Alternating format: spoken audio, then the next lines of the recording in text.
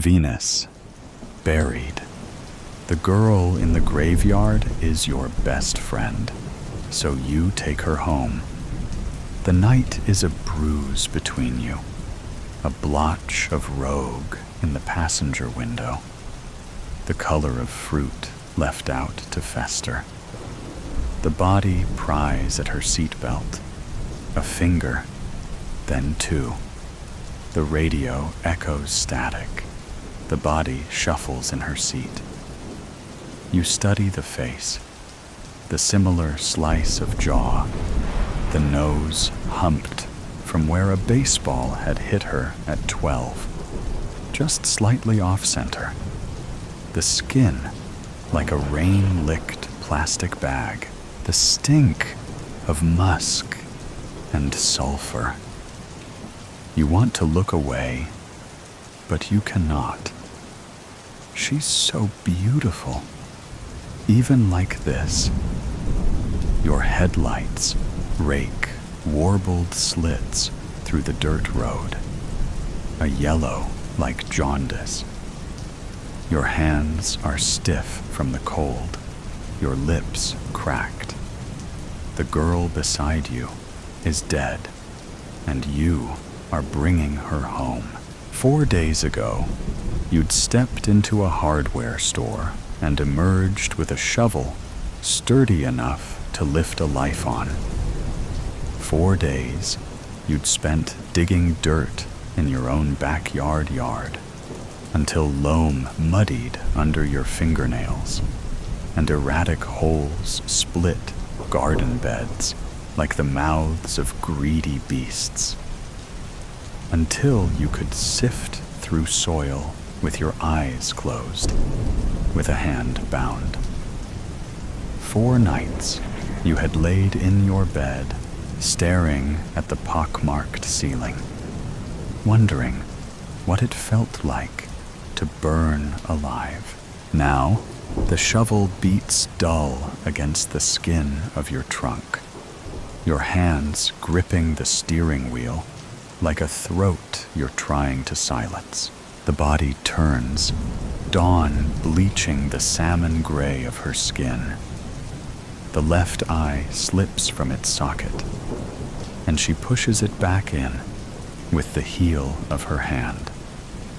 She smiles, head lolling like a marionette's. "Sorry, baby." Her voice comes out strained. "I wasn't expecting company. I'm sure you understand." In a sickle of citrus moonlight, Adeline Marcus smiles up at you with shell-pale gums. Adeline Marcus died on the 31st of October and was buried a week later, the date on her gravestone a month shy of her 18th birthday. In the court, the boys would claim it was an accident, that they didn't know she was inside. For better or worse, you believe them. The fingers striking out matchboxes, the beer cans constellating the sidewalk. A prank gone too far, the wrong place, the wrong time. It doesn't have to be on purpose. She didn't have to be home. The coroner ruled it suffocation. But all you can imagine is flame like a stiff palm, striking over and over. Adeline had crawled from the mouth of the home on her hands and knees. She was dead by the time she reached the pavement, her Sunday dress singed up to her knees, the dress you knew well enough. Either way, the boys were left with 25 to life, and the Marcas were left with a dead daughter, a ring of ash like chalk on the pavement. You were left with a misplaced guilt, like hunger, a guilt like an Ouroboros, choking on the tail, swallowing the head, eating yourself alive and being unable to stop, even as it consumes you. Because this wasn't the sort of thing that happened to good people. You watch water curl down your shower drain, carrying with it mortuary makeup, kaleidoscopic insects, and jasmine bubbles. Strings of dirt stretched out like sinew. The body's head rests on her knees, vertebrae needling through her back like a line of molars. The electric lights wash her green, dark veins rooted under brittle skin. She turns her face to the shower head and picks at the powdery sediment under her fingernails. The shower floor is a mess of grit. And you think of a child scooping up the sand. You turn the heat up until it scalds and scrub mildew from the base of the shower door. You think, if you can only get everything clean, everything will be all right. She turns her head and looks at you through eyes obscured by glass paneling. She says, "It's not as bad as all that. I don't even think I felt a thing." But she says it through lips the color of spoiled plums, so the sentiment doesn't ring true. You lift threadbare towels from the bottoms of your linen closet. You walk 3 times around your block and return to a corpse sat on your sofa like she has nowhere better to be. There are ants in your sugar bowl. You try to remove them, lift their crystal-knotted bodies on the prong of a fork, but they slip between the gaps, and you are left with a mess bigger than when you started. Tea-brown sludge bleeding from thoraxes and the stink of vinegar. There's a dead girl on your sofa, but let's focus on the ants in your sugar bowl. The way they thread through cysts of white like veins on a leaf, like the capillaries that run through the skin of your face. You make tea anyway. You add too much milk and sit cross-legged in front of the body. She stares at you. You stare back. The two of you drink, and ribbons of watery milk pour clean out her trachea, the gaping hole in her chest. But she doesn't stop drinking until you do. "You're not looking at me," she says. "Not really." "Yes, I am." You twist your hands in the shag carpet. "Aren't I now?" "No," she says. "You're not." You leave your teacup on the floor, saucer an iris of yellow, and go upstairs. You take 2 cigarettes from the carton squashed on your father's desk, and then think better of it. Press down with your heel until tobacco dissipates into the tawny carpet. You change your bed sheets twice. Eggshell white. No, gray with peonies. You make a second cup of tea. When you get back to the room, the body is still there. You are looking at her. You are not looking at her. "Do I disgust you?" she says. "No." She shakes her head, dark hair plastered to her shoulders like reeds. "No more than I always did. You need to sleep." You say, "Baby." She tilts her head to one side. "Sleeping is all I've ever done." The last time you saw Adeline Marcus alive was in the back of a stranger's car parked on a stranger's street, with the taste of a stranger's tequila fresh between your lips. You were never too built for parties, so the outcome was a pair of girls who looked like they were playing dress-up. Blousy dresses with sleeves like a nun's. Thrift store necklaces noosing your necks. Shoplifted lipstick, which she hid beneath her mattress. More wax than pigment.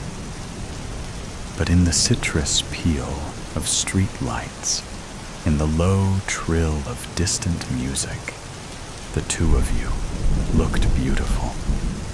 She had her legs curled under her and was sitting sideways in the back seat, her hand resting on your knee, and the other palmed against the window, a song on her lips that you couldn't quite place.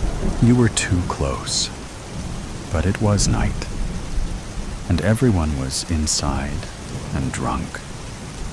And sometimes we all need to feel closer than we should be, to lose ourselves a little. The song melted on her lips, swallowed into the limp press of salvia and booze.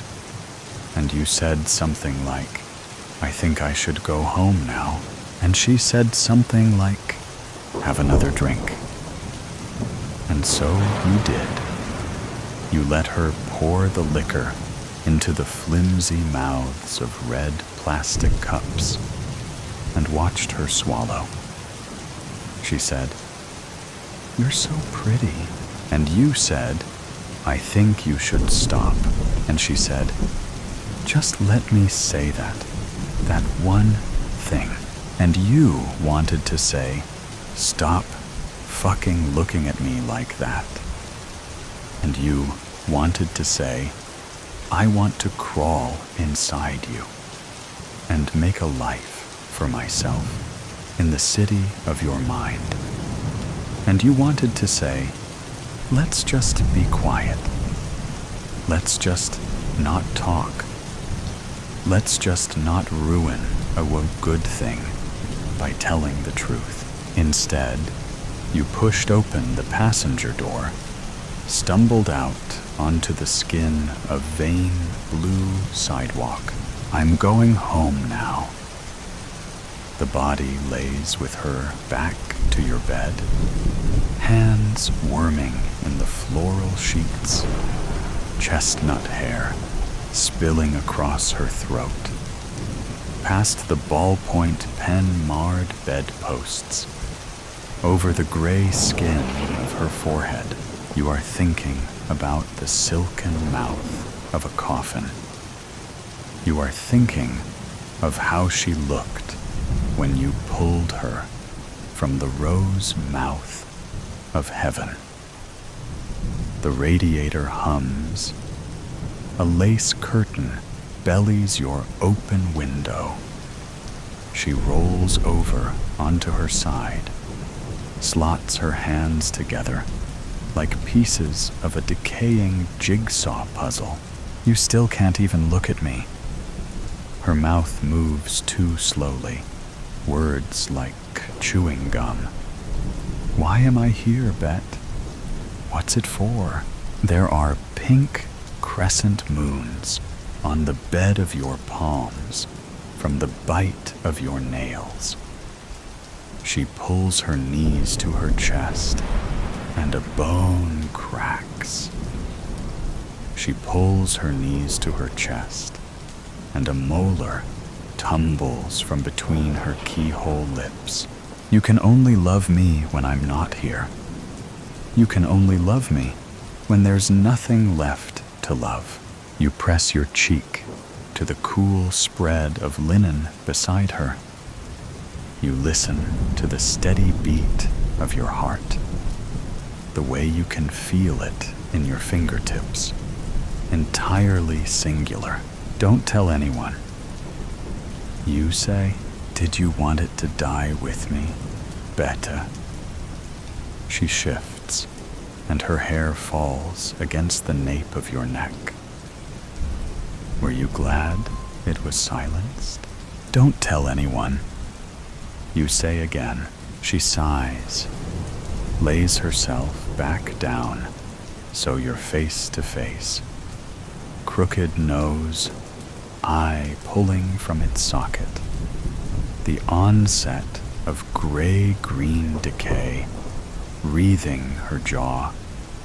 The smell of soil and rot and cicada-heavy nighttime. Who could I tell? She brushes your hand. I'm not really here. And suddenly, you can imagine it is your fists splitting beer cans in two, like overripe fruit. It is your fingers on the matchbox, your fingers striking out. But you both know the house would still be on fire. And you both know you'd leave alone. You take her hand. You put your face in the crook of her neck and beg forgiveness from a ghost. Clock is a tickin'. Freeze, jabroni. Don't make a move. Carl almost burst out laughing until he turned around and saw the camouflage gear-festooned, rodent-faced man pointing what could only be a large-caliber handgun directly at him. I told you don't make a move. Now turn around and put your hands behind your back, shrilled the man with the gun. Carl, a tall, thin, balding man with blue eyes, was no longer in a laughing mood. In fact, a sense of ice-cold terror was trickling down his spine. He'd never had a gun pointed at him before. Teetering on the edge of panic, Carl asked the armed man, "Just to be clear, do you want me to freeze and remain still, or turn around and place my arms behind my..." "Shut up, jabroni!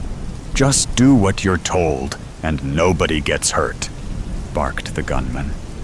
But Carl saw a cloud of confusion pass over the man's rat-like face. Immediately, Carl instinctively knew the man had never pointed a gun at anyone before, and that knowledge placed them on a level playing field, at least to a certain extent. "Hey, look, man, I don't have any problems with you," Carl said as calmly as he could. "I'm just here.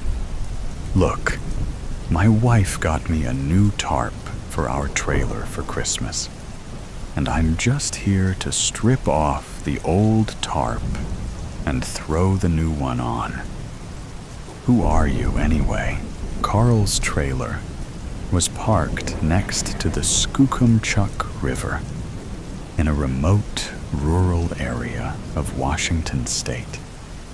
Beautiful in the summer, but right now it was December 27th, and freezing rain was dripping from the slate gray sky onto the small collection of aging recreational vehicles parked along the muddy banks of the Skookumchuck. "I got no problems with you either, provided you're not a Fed. Now show me some ID." The armed man was still barking orders, but it was clear that the burst of adrenaline was waning, and his voice had lost its threatening edge. "Quit pointing that gun at me, and let me get my driver's license, okay? What's your name, anyway?" "And what are you doing here?" Carl said, as he showed the man his Oregon driver's license. "You went across state lines, huh? Not a bad idea. Well, shit. I guess we gotta stick together in desperate times anyways, don't we? The name's Victor, but you can call me Vic. Damn nice to meet you, Carl. Sorry I was less than welcoming, but you know how it is," Vic said, tucking his pistol into his pants and drawing the back of his hand across his nose before offering Carl a manly handshake. "This here's my trailer," Vic said, casting his head toward an RV about 20 feet from Carl's. "Well, technically, it belongs to my Uncle Kevin, but he's too damn old and doesn't truly appreciate the magnitude of the threat." Carl took a deep breath. Suddenly, he felt somewhat restored to his equilibrium. He knew Kevin. Shit. Carl had been parking his trailer in these woods for about 16 years. He was at least casually acquainted with the other campers and fishermen who frequented the site. As Carl internalized the vital information that Vic wasn't just some random lunatic or escaped convict, he said, "Holy hell, Vic. I know old Kev. Known him for years. Wait, the magnitude of... What is this threat you're referring to?" Vic went still, and his hand wandered to his waistband, where the gun was tucked away. He gave Carl a skeptical stare, and then silently assessed their surroundings. The gentle roar of the river was a backdrop for the occasional chirp of a bird. But otherwise, all was silent. Vic's eyes flickered up into the evergreens and peered into the underbrush, but nothing moved. There was no breeze, and the rain was just a mist that hung in the air, along with the scent of moss. Carl belatedly realized that Vic had been out in the woods for a while. His jawline was scruffy, and the pores on his nose were black and visible.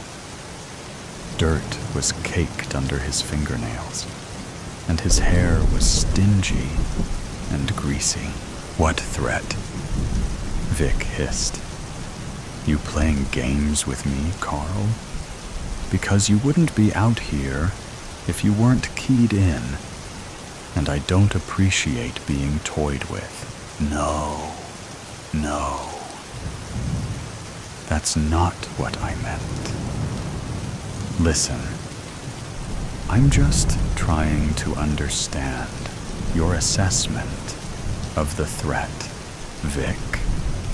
We need to share intel if we are gonna get a handle on the... Shit, man. You want some beef jerky? Carl asked, as he yanked a packet of Jack Links out of his pocket and tore it open. Vic accepted a hunk of jerky and gestured that Carl would follow him to his trailer. After about a dozen steps, Vic stopped in his tracks and surveilled the tree line for snipers.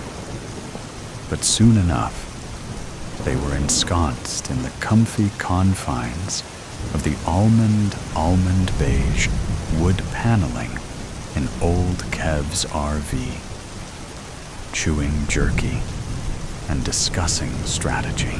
Soundgarden issued softly from the tape deck as Vic chuckled and said, "Leave it to the computer nerds to completely disregard the obvious fact that we are gonna run out of digits. Goddamn educated idiots is what I call hello?" Vic could do a pretty accurate Jerry Seinfeld impression. "Sweet fancy Moses. Yeah, but what'll happen? What's gonna happen when the clock strikes midnight on New Year's Eve?" Carl asked, and Vic just shook his head and said, "Boom." digital apocalypse. We run out of digits. Think about it. Our entire lives, ever since the invention of computers, we've been running on 2 digits. Wait, what? Carl said. There are shitloads of digits, like 8 or 9 at least. Let me ask you this, Vic said, leaning forward. What year did you graduate high school? Class of 94, Carl said. And the year you were born? Vic insisted, leaning closer. 75. What's your point? Carl said, confused. My point? My point? Vic said, locking Carl in his beady gaze. My point is that when we go from 99 to 2000, boom, digital apocalypse, brah. Nobody has ever thought of the consequences. There are no guardrails in place, no safety net, Carl. Think about it. Realization dawned on Carl as he said, Vic, how the fuck did you figure all this out? Do you work for the CIA or something? Vic just chuckled and slowly shook his head. Ever heard of dial-up internet jabroni? My parents have it in my dad's office in the basement. Let's just say it's not just for email and porn anymore. I've done my own research. Fuck, Carl muttered, collapsing back into his chair. Do you think my ATM card will stop working? I'm afraid it's much worse than that, amigo, Vic whispered. It's effectively a Mayan calendar scenario. The end is upon us, and we are gonna need to be prepared. The fucking Mayan calendar? Carl, suddenly animated, exclaimed as he threw his truck keys to Vic. All hands on deck, Vic. You are the wheelman. I'll watch your 6. We need to get down to the 7-Eleven before dark, fuel up the rig, and load up on ammunition. 10-4. Carl, Vic said over his shoulder, but he skittered to a stop just before they reached the truck, grabbed Carl by the front of his jacket, and said, We are gonna need a lot more of this jerky, Carl. We need to sequester as many more packs of Jack Links as we can. Do you read me? I read you loud and clear, good buddy. Now let's get to gettin'. Clock is tickin', jabroni. Clock is a tickin'. Thursday night. Rain pattered on the roof of Grandma's house as Christine settled in after Thanksgiving dinner. She sat on the plush carpet and started playing solitaire on the coffee table. Mom was hollering at the football game, but Christine was doing her best to tune that out. Grandma was in the kitchen, finishing the dishes. Dinner itself had been the usual stuff. Turkey, mashed potatoes, stuffing, green beans. It was a nicer, heartier meal than Christine usually ate. Now she was pleasantly full, enjoying her cards and the relative peace and quiet. Why are the Lions attempting a field goal? Mom roared, jumping up. She bumped the coffee table and fell back onto the couch. The game went to commercial. Oh, Christine sighed heavily, picking up her fallen cards. Sorry, kid, her mother said, rubbing her sore knee. You know how it is. Christine nodded. It was always like this with football and true crime for some reason. She was glad it was only Mom here being noisy instead of the whole family. Grandma stepped into the living room, wiping her hands off on a towel. She hung it on the back of one of the wooden chairs at the little dining table, on the opposite side of the room from Christine and Mom. "I wish you'd let us help you," Mom said. "Dishes would have been done a lot sooner." No, Grandma said. "After being away for so long, I almost missed doing my own dishes.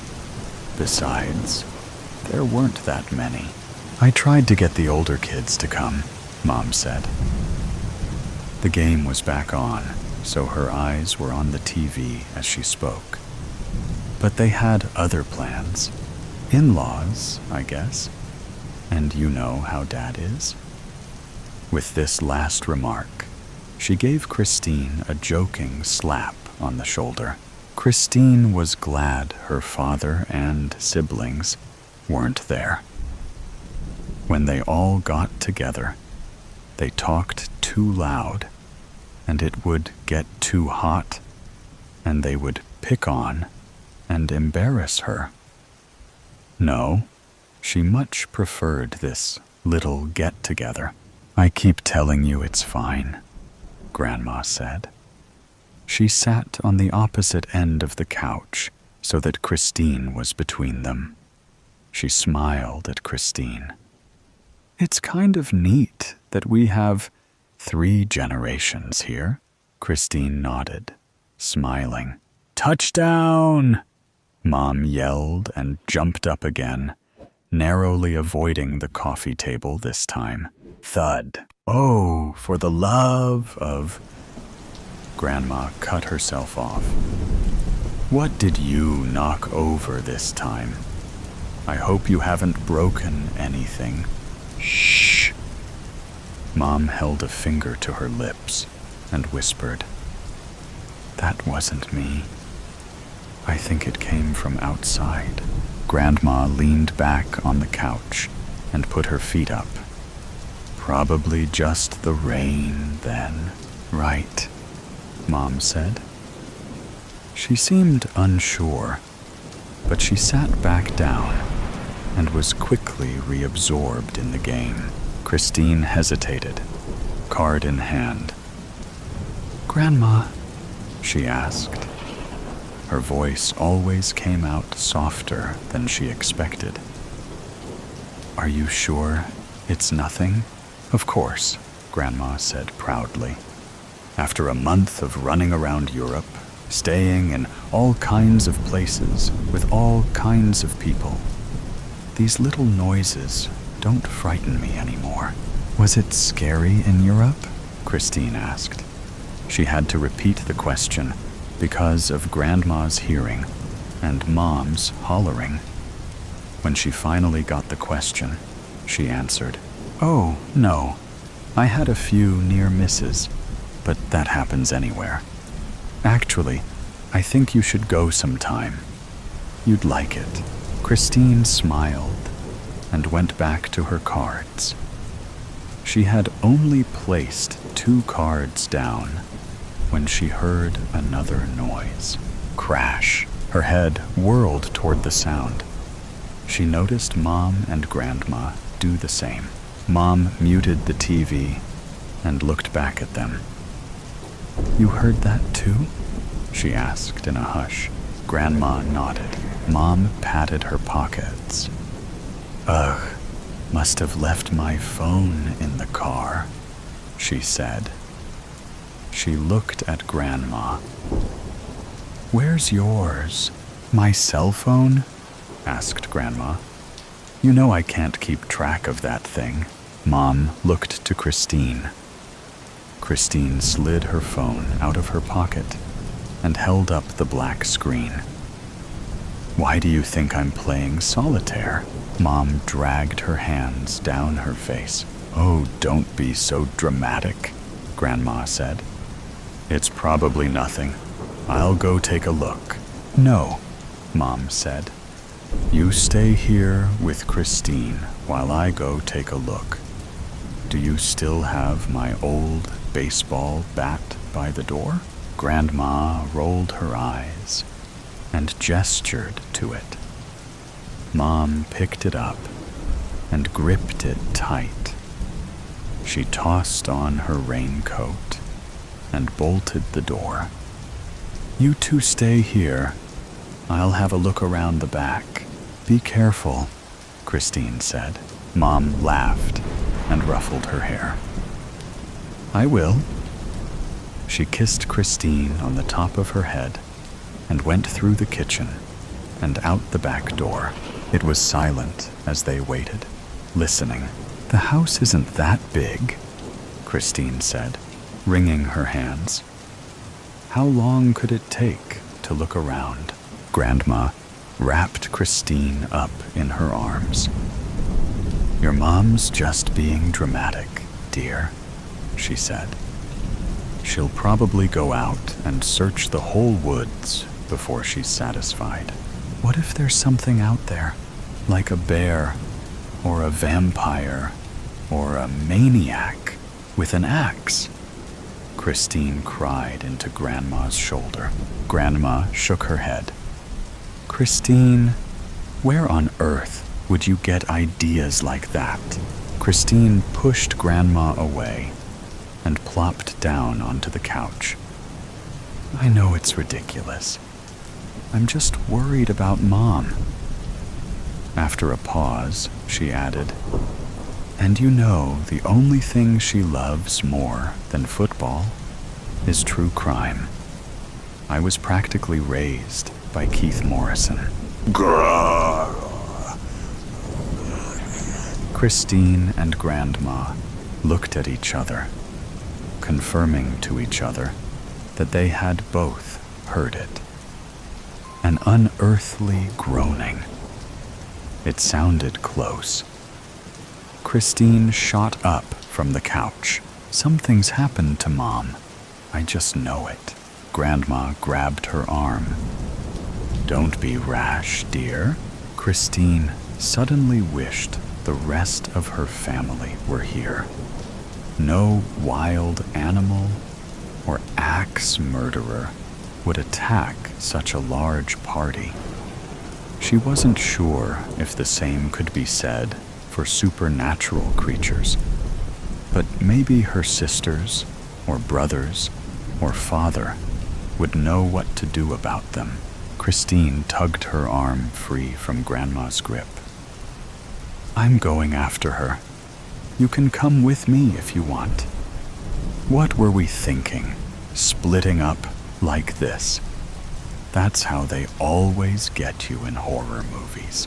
Christine pulled on her raincoat, flipped up the hood, and flung open the door. Lightning cracked. On the porch, a figure was silhouetted against the storm, carrying Mom, unconscious in its arms. Grandma cried out and rushed forward. Rain instantly soaked her to the bone. Christine ran out after her to help. "Wait," the stranger said. It was a man. "Stop! Give me back my daughter!" Grandma shouted. She and Christine kept pulling on his arms, trying to free Mom from his clutches. "Dorothy!" the man cried out. They all paused at the mention of Grandma's name. Finally, the man huffed. "Can we go inside so I can explain?" "Oh, Sean, I'm so embarrassed," Grandma said. They were all back in the living room. Mom was laid out on the couch with a compress on her head. Christine and the man, Sean, were sitting at the dining table. Grandma placed a steaming cup of tea in front of Sean. "I didn't recognize you," Grandma continued. Sean chuckled. "I don't blame you. Anyone would be nervous in this situation." "Excuse me," Christine cut in. "But, who are you? And what happened to Mom?" "Oh," Grandma said, "this is Sean, dear. I met him while I was in England. He saved my life." "She's exaggerating," Sean said. "Not so," said Grandma. "He pulled me out of the way, just as I was about to be hit by a bus." Sean sipped his tea demurely. "I told him he could come by for a visit any time," Grandma said. "I tried to call, but I never got any answer. I remembered she doesn't use her cell phone, so I decided to surprise her," Sean explained with another little chuckle. "Oh, well, thank you for saving her," Christine said. "And Mom? I found her just in front of the porch. She must have slipped off the step and hit her head." Christine sipped at her own tea, feeling silly. She was glad the whole thing was over. Thud. Christine, Grandma, and Sean all looked at each other. They had all heard the noise. Christine looked at Mom. She had rolled off the couch and was groaning as she climbed back up onto it. "Anyone know who won the game?" she asked. Shattered truths. In week 52, the little town already shimmered with the anticipation of festivities. Strings of twinkling lights adorned street corners, their glow reflected in the frosted windows of small houses. The air was somehow alive with the scent of candied almonds, cinnamon, and vanilla, sweet bakeries waiting to be shared. Yet amidst this explosion of life and light, Henrik remained unmoved in his own house. Only now did he notice the splinters on the frames of the old windows. It irritated him. How could one have lived in a place for so long and never discover something as provocative as that? 30 years in the same house, married to a woman named Benta. She never had much interest in cleaning, like most women her age had. Henrik looked up from the bed where he rested his body in the afternoon. Naps like these started to occur more often than before. Probably age, or hell knows why. The door was open, and he could see the light from the lamp in the kitchen. Very faint, but just enough to see clearly. When was the last time he changed the light bulbs? Or maybe the last time he did that? Maybe 4 years ago? Or 6? Henrik got up and walked around the house for a moment until he saw the old plates. Small teacups were there too. They had gathered dust over time. Why did she even collect them when she didn't even polish them? Wasn't that something you do when you collect all sorts of crap? Henrik took his box with pills and swallowed a handful of them with lukewarm water, and then grabbed his cigarette box. As the flame flickered to life and touched the tip of his cigarette, the first inhale hit him with a rush of warmth, pulling him out of the heavy fog of his sadness. The bittersweet wave of nostalgia washed over him, carrying flashes of his younger years, when the world was a vast, untamed promise, each day unwritten and brimming with possibilities. Now, every movement was deliberate, every breath a reminder of the disease that gripped his body. unraveling him piece by piece.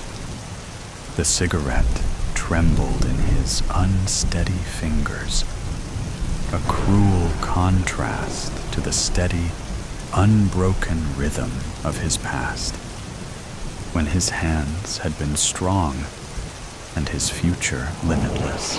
Henrik looked up at the cupboard with the plates. He no longer spared them a glance, knowing they wouldn't remain in his house much longer. The small glass doors of the cupboard did not bother to open. "Come on!" He got angry and used all his strength to open the cupboard until it gave out. Glass bounced and flew all over the place, and a small piece flew into his face. A second later, a small cup fell, adding china to the glass artwork on the ground. "Well," said Henrik, "Bente will take care of that." For a minute, Henrik wondered where she might be. But then a sudden thought struck him. Probably anyone with self-respect would be willing to spend more quality time away from his miserable presence. Carefully, as much as he could, Henrik took the plates and cups and put them down in a cardboard box. He put on his jacket and shoved the keys in the pocket of his leather jacket. It has been a few years since he didn't drive, not that he didn't know how to. So he headed walking, went out to Red Cross shop, and handed the ladies at the counter the filled cardboard box without saying a word. Henrik stepped out into the street and saw that it was beginning to get dark. He gave a sigh of relief, as if that particular china was a burden that added more weight to his heavy enough life. It was past 3 in the afternoon, and the clouds were long and transparent. When was the last time he went out for a walk? Not recently, for sure. It was too unbearable to look at all these energetic people, energetic enough to laugh and move around, with no rollators and accompanied by themselves only. Each step now felt like a quiet triumph. The rhythm of his feet against the pavement was a soothing reminder that, despite the tremors and stiffness, Henrik was still moving forward, and this helped to refresh his mind. The crisp air brushed against his face, and for a moment, the simple act of walking became a victory over the weight of his condition.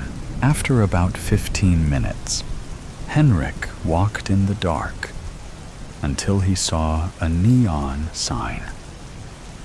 He had forgotten his glasses at home, but the word bodega was big enough to read. He entered in the cozy, time-worn charm. Its low beams and dimly lit interior soaked with the stories of decades past. Henrik used to come more often, but the last time he had beer in the bodega was when his son turned 18 and the whole family celebrated. Henrik looked around to choose a spot. Faded photographs and vintage beer ads adorned the smoke-stained walls, while mismatched chairs and well-worn tables lent the space some hyggelig, unpretentious air. A faint aroma of beer mingled with the occasional smell of fried food. as locals leaned on the polished but scuffed wood counter, exchanging jokes over clinking glasses. Henrik felt strange. There was only a small group of people, and the whole room smelled of something naggingly recognizable. Henrik sat down next to a lone man. Both were silent. Only their bodies felt close enough to feel each other's hollowness. Jens could hear Kim's "In a Little While" playing, and turned to the guy for some small talk. Aren't pleasantries often a way to save ourselves from being engulfed by awkward solitude? The man looked much younger. Henrik saw him drinking from a small porcelain cup, like the ones he just left off earlier. Funny, Henrik thought, and forced his eyes to focus more. He noted he wasn't a man at all. He was a teenage boy with tears in his eyes. "Are you okay, my boy?" "What's going on?" Henrik asked. The boy didn't answer, but turned around, revealing a deep gash reaching from his left shoulder to his lower back. Henrik's eyes widened. The boy stopped smiling, and his somber look turned into a konta, empty expression. He collapsed to the ground with a heavy thud. Henrik noticed that the boy had a guas on the inside of his jacket. He grabbed it abruptly, without anyone noticing. Henrik didn't have his phone with him, so he asked one of the people in the bar to call the police and pointed to the body. When Henrik opened the door, the wind blew in his face. Rain poured in, and the weather was completely different from just a couple of minutes ago. The sky was entirely black, and the sounds of screams were coming from the distance. Henrik was following the wails, not actually sure where he was heading to. He had almost reached home when he saw two individuals in front of his neighbor's house. They looked like thieves, and when he fixed his gaze, he saw they had weapons in their hands and looked dangerous. They were murderers. Henrik stepped back and was about to hide behind a large willow tree when they noticed him. Henrik took the boy's gun and readied to fire. To his surprise, the gun was empty, and he panicked. Henrik could hear his own snorting breath over the wind. He couldn't run. He couldn't hide. So he just sat quietly on the ground, putting the gun down in despair. Henrik saw a red car driving up the dirt road. It stopped so suddenly that it skidded and slid into the nearby ditch. Henrik felt the weight of his decisions and his fractured memories pressing down on him. His life had been a blur of rancor, loneliness, and regret. But now it was ending in chaos while the sirens grew louder and armed men scooted closer. The middle-aged woman who came with the red car, Bente, rushed toward Henrik, screaming at the officers who found an unarmed ill man announced missing. "You're late," Henrik muttered, closing his eyes and lying on the grass. But now it seemed she didn't hear him. He got lost twice last week, Again, without the phone, everything started to fall apart after we lost our young love, uttered Benta through tears while they were lifting Henrik and heading to the ambulance. The two people, his neighbors, helped Benta to collect a few scattered pieces of china, and no one knew why Henrik had a porcelain loop handle around his ring finger, like a breath of cold air. By December, Montreal was buried under a heavy coat of snow that had been piling up since late October. Gray slush lined the streets, the result of salt and traffic grinding the once pristine snow into a dirty, icy mess. The biting cold cut through even the thickest coats, and the endless scraping of shovels and snowplows provided a constant backdrop to city life. Holiday decorations were everywhere, but their cheer felt commercial, more of a reminder to spend money than a celebration. The air smelled faintly of exhaust and wet wool, the kind of scent that lingered in crowded metro stations and poorly insulated homes. Yet, as Veronique walked through the city streets, her boots crunching against the fresh snow, she couldn't shake the feeling that something wasn't right.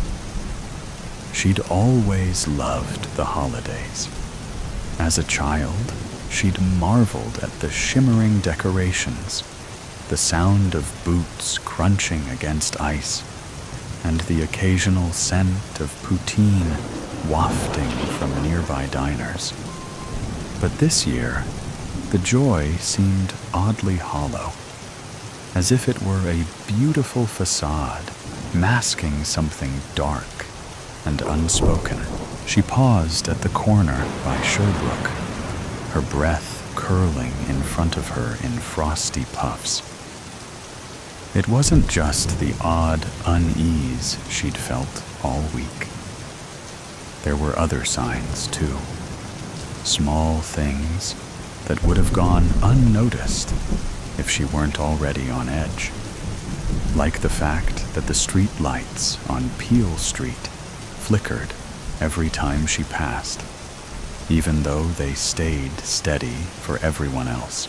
Or the elderly woman at the grocery store who stared at her just a little too long, her milky eyes narrowing in suspicion before she hurried away. Then there was the panhandler. Brian had been a fixture outside McGill University's McLennan Library for as long as Veronique could remember. Now in her third year, she'd often passed him on her way to classes. Wrapped in layers of tattered coats and scarves, he was well known among the students, who occasionally dropped coins into his cup. Brian had a reputation for getting himself thrown in jail during the harshest nights of winter, a desperate but effective way to stay warm.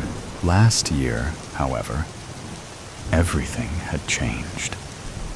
Brian had started muttering about the Winter Watcher, claiming to have seen him lurking in the city. His stories grew more frantic, and the locals dismissed him as crazy.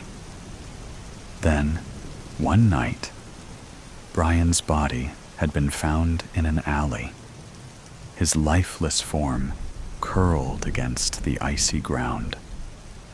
Officially, it was chalked up to exposure, but his wild claims lingered in Veronique's mind. Lately, she'd been seeing Brian again, or at least she thought she had. Every time Veronique walked by the library, he'd be sitting there, looking directly at her, his eyes impossibly sharp and knowing. But no one else seemed to notice him. When she asked Tara, her friend had just laughed nervously. "Brian's been gone for a year, Veronique. Maybe you're just remembering him." And when she glanced back, it was as if he'd vanished into thin air.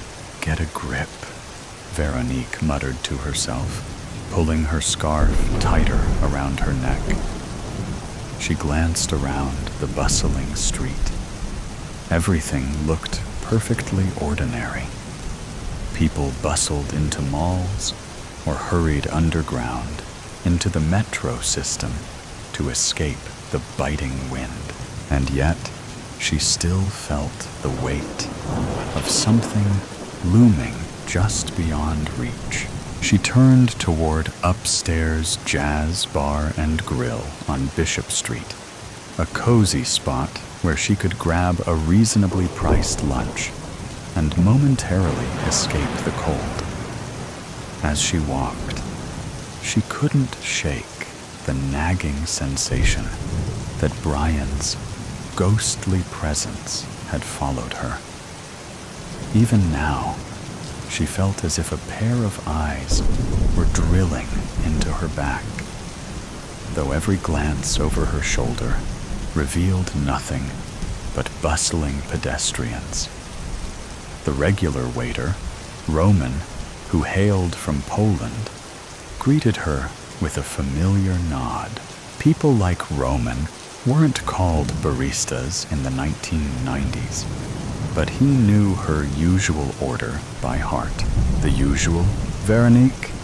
Roman asked, already reaching for a menu, but knowing she probably wouldn't need it.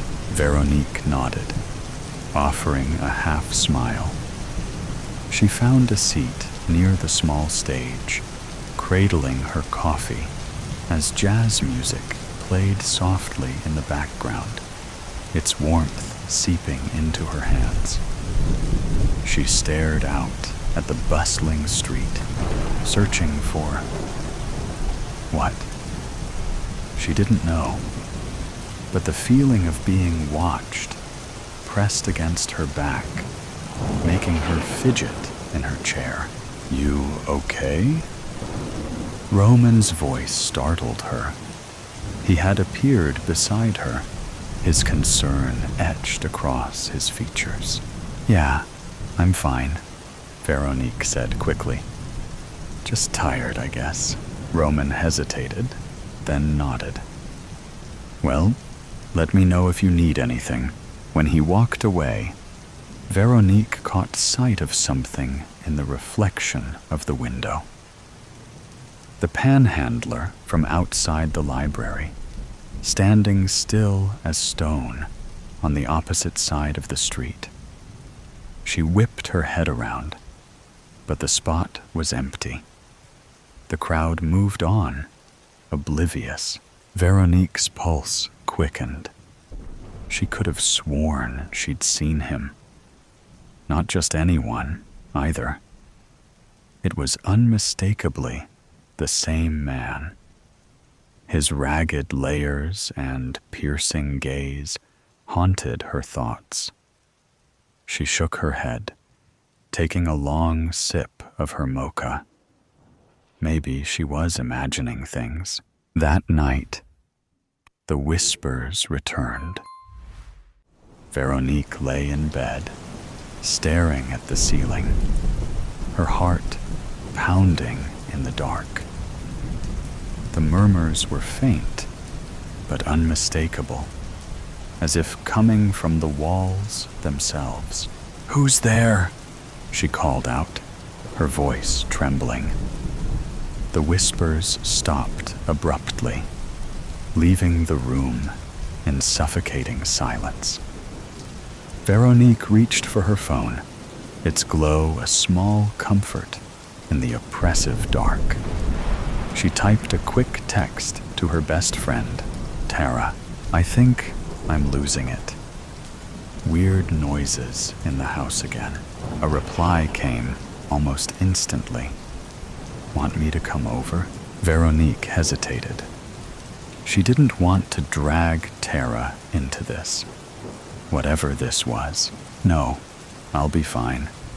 Just needed to tell someone." She set the phone down and closed her eyes, willing sleep to come.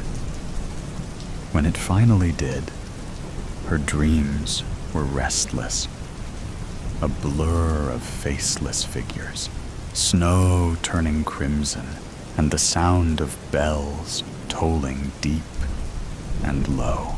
The next morning, Veronique decided she needed answers. If she didn't do something, the unease would consume her. She started with the McGill Library, its towering stone facade dusted with fresh snow. The interior smelled of aged paper and varnished wood. The librarian, Mrs. Haversham, greeted her with a kind smile. "Researching something special?" Veronique hesitated, unsure how to phrase her question without sounding unhinged. "Actually, have you ever heard of anything strange happening around here? Like weird stories or legends?" Mrs. Haversham's smile faltered. "Strange how? I don't know. Just things that don't feel right. Or people seeing things that aren't there." The librarian's gaze sharpened. She glanced around to make sure they were alone before leaning in. "You're not the first to ask questions like that. This city has its quirks, let's say, especially around this time of year." "What do you mean?" Veronique pressed, her pulse quickening. Mrs. Haversham hesitated. "There's an old story about someone called the Watcher. It's just a folk tale, of course, but some say he appears in times of great personal unrest. They say he watches, waiting for something. But here's the strange part. Only the one he's watching can see him." Veronique swallowed hard. "Have you seen him?" The librarian's face darkened. "No, and I hope I never do." That evening, Veronique found herself standing in her living room, staring at the Christmas tree she'd painstakingly decorated the week before. The ornaments gleamed under the soft glow of the fairy lights, but the sight brought her no comfort. Mrs. Haversham's words echoed in her mind. The Watcher. She'd looked up the story online when she got home. Most of the information was vague, but the consistent thread was that he appeared during moments of deep vulnerability, as if drawn to people who felt unseen themselves. The knock at the door made her jump. She turned, her heart racing. It was probably Tara, she told herself, though a chill crept over her as she remembered the last time she'd seen Brian. Was he outside again? Could ghosts knock? But when she opened the door, no one was there. Just the cold wind and the faint sound of carolers in the distance.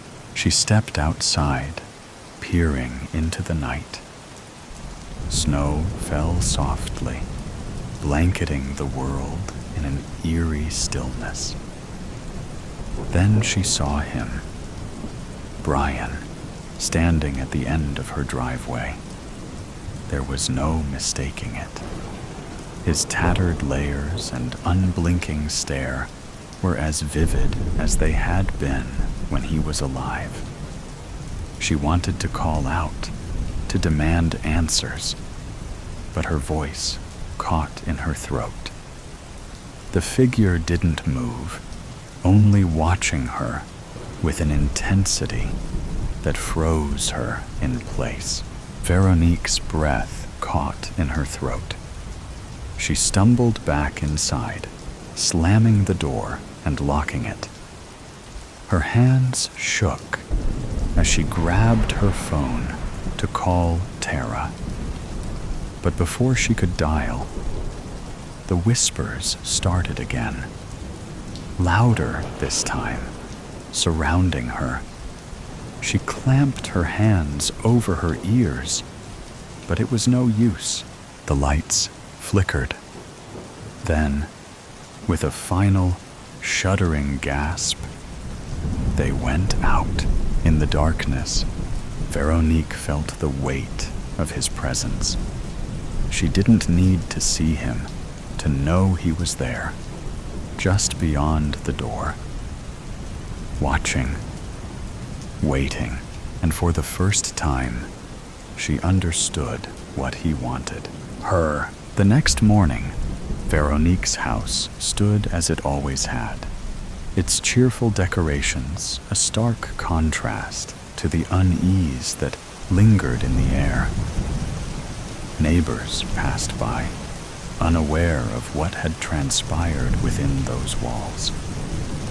But Veronique was gone, leaving behind only faint footprints in the snow leading toward the city streets.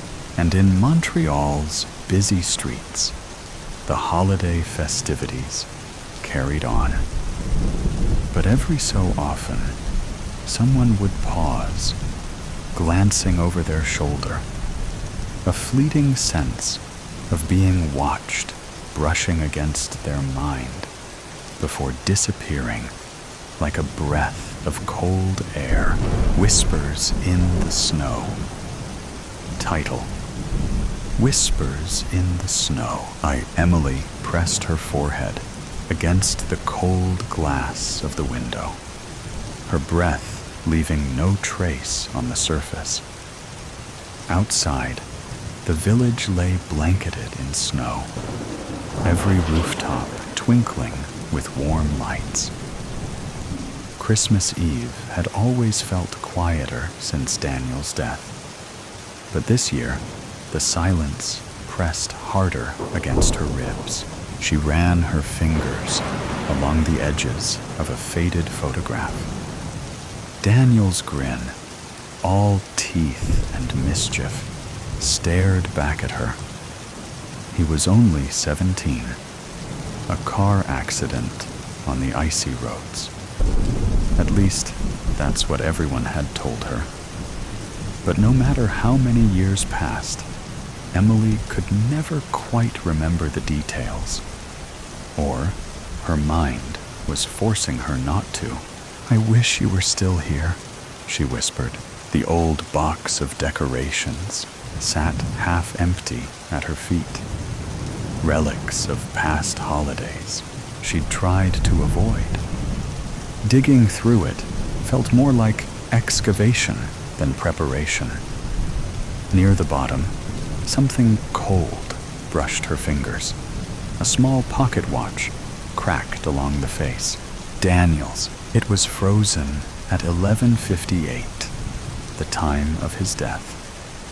Emily traced the hands of the watch with her thumb, hesitating for only a moment before winding it. A single tick echoed in the room, her vision blurred, and the world dipped beneath her feet. She stumbled forward, clutching the mantel. When she looked at the clock on the wall, the time read midnight. 2. Emily woke to the sound of something sizzling in the kitchen. The sun cut across the wooden floor, spilling warmth she hadn't felt in years. She pushed herself up, rubbing her eyes. With surprise, she noticed she was still holding Daniel's watch in her hand tightly. as if someone else carefully passed it to her. Her attention shortly moved to her desk side. Her decorations in her room was changed. The old box of decorations on the floor was gone, replaced by a series of drawers. Her desk looked less messy. Her daily makeups and the mirror were gone. There was scent that didn't belong to her. Footsteps moved behind her. Morning. It's a male voice. Her heart almost stopped beating. She turned slowly.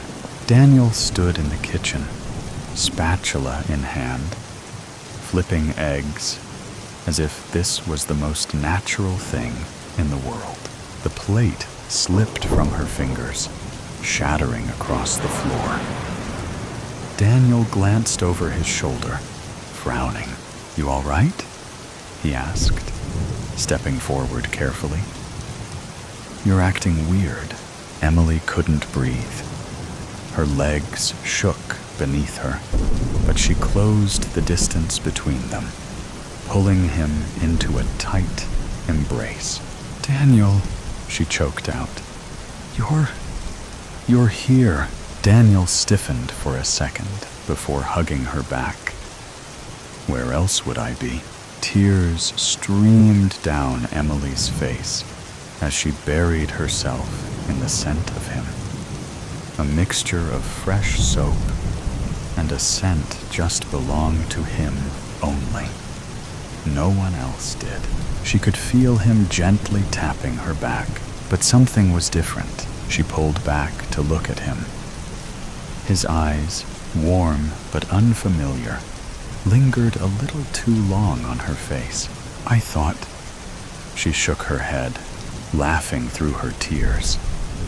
"I thought I lost you." Daniel chuckled softly. "You're not making any sense. Sit down. I made breakfast." She squeezed her cheek and quickly checked her phone screen. It said, Friday, 25th December, 3:03. The snow outside sparkled under the afternoon sun, but Emily barely noticed it. She trailed Daniel through the village, where decorations hung on every door.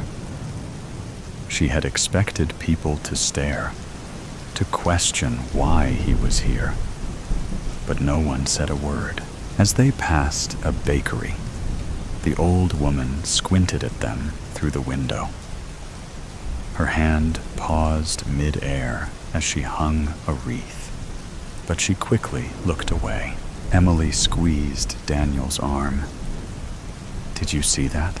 "See what?" She was staring at us, like she'd seen a ghost. Daniel simply shrugged. Maybe she's not used to seeing you out and about, but Emily wasn't convinced. Was it? She was pretty sure she went there a lot. She even went there yesterday, and she said "Merry Christmas" to her before she left. Maybe she was just having a multi-layer dream that she could not easily wake up. If so, she hoped she would never wake up again. Later that evening, she sat on the sofa as Daniel strung lights around the tree. His humming filled the room, soft, rhythmic, but the tune was unfamiliar. "What's that song?" she asked, tilting her head. Daniel didn't stop. "My favorite Christmas song." Emily frowned. "No way. It's not. You always hated Christmas songs. You said your ear would get broken if you listened to them all the time like that." Daniel paused, blinking. "Right," he said lightly. "Must have slipped my mind." But the humming resumed, louder this time. By the time night fell, Emily couldn't shake the weight in her chest. Something felt wrong. She climbed the stairs quietly, pausing by Daniel's room. The door was cracked open. Inside, Daniel sat at the edge of the bed, staring at the floor. He didn't notice her. His lips moved soundlessly, whispering something she couldn't hear. Emily leaned closer. "Daniel?" His head snapped toward her. For a moment, neither of them spoke. His eyes reflected the faint light from the hallway, dark and unreadable. "Can't sleep," he muttered, brushing past her as he slipped out. Emily stood frozen in the doorway. She glanced back at his room, at the photo resting on his nightstand. Her breath caught. The photograph was the same one from the mantel, but her face had been scratched out. Emily's hands trembled as she flipped through the old diary she'd found in the attic. The entries were hers, but she didn't remember writing them. The final entry read, "I miss him. Maybe if I wind the clock tonight, things will be different." The next page was blank. Footsteps sounded behind her. She turned sharply to see Daniel standing at the bottom of the attic stairs, the soft glow of the tree lights casting shadows across his face. "Looking for something?" he asked. "Why is my face scratched out of the photos?" Emily demanded, holding the diary close. "What's happening to me?" Daniel stepped forward slowly, his expression unreadable. "I didn't want to tell you," he said softly. "I thought it would be easier if you didn't remember." "Remember what?" Daniel's voice cracked as he said, "You didn't come back, Emily. Not completely." The diary slipped from her hands. "You died 5 years ago," Daniel whispered. "The same night as me." Emily stumbled back, the room spinning. Her reflection in the window, always faint, always delayed, finally faded to nothing. In the silence, Daniel placed the pocket watch on the floor. "I'm sorry," he said, "but you shouldn't be here." Emily couldn't remember when he got the watch. Even this morning, the watch was with her. She tried to open the window, to wake herself up. It's been a longest dream ever in her life. Then she noticed her hand slowly passed through the window frame. The snow fell quietly as Daniel stood in the graveyard, gazing at the headstone. "Emily, beloved sister, died Christmas Eve 5 years ago." A single set of footprints trailed behind him in the snow. A deer, a sign, and a tree prologue. The buck emerged from the line of pine trees, sniffed the warm fall air for any danger. He then strode across the mist-covered, grassy field, eyeing the weeds growing along the fence line. As he chomped on the weeds and grasses that grew along the wire fence next to the road, it failed to notice the timber rattlesnake that had been resting in the weeds as well. When the buck's hoof stepped on the rattler, the snake struck out and bit the leg. Once and again, the buck reared back and kicked at the snake. The buck then began to walk away, but only made it a few steps before the poison took effect. Its legs became stiffer, then stopped moving altogether. As the buck heart stopped, the buck tripped into the fence, knocking over one of the fence posts and a good portion of the fence as well. Attached to the fence post had been a no trespassing sign. The road, Beatty Ave, next to the field, was rarely used, so the buck simply decomposed into the ground. Life carries on. 2 years would pass, and the buck had all but disappeared when David drove his delivery van down Beatty Ave. His mind was not on work, but on the loss of his wife and mother of their 3 boys, just a few months prior. Now working 2 jobs to keep the boys in the same house until the insurance company paid him what he was due. David looked at the row of Christmas trees in the field across the road. Like a tsunami, dread flooded his brain. This would be the first Christmas without Kathy. David had been dreading this time. Everyone told him the boys were young and would be fine.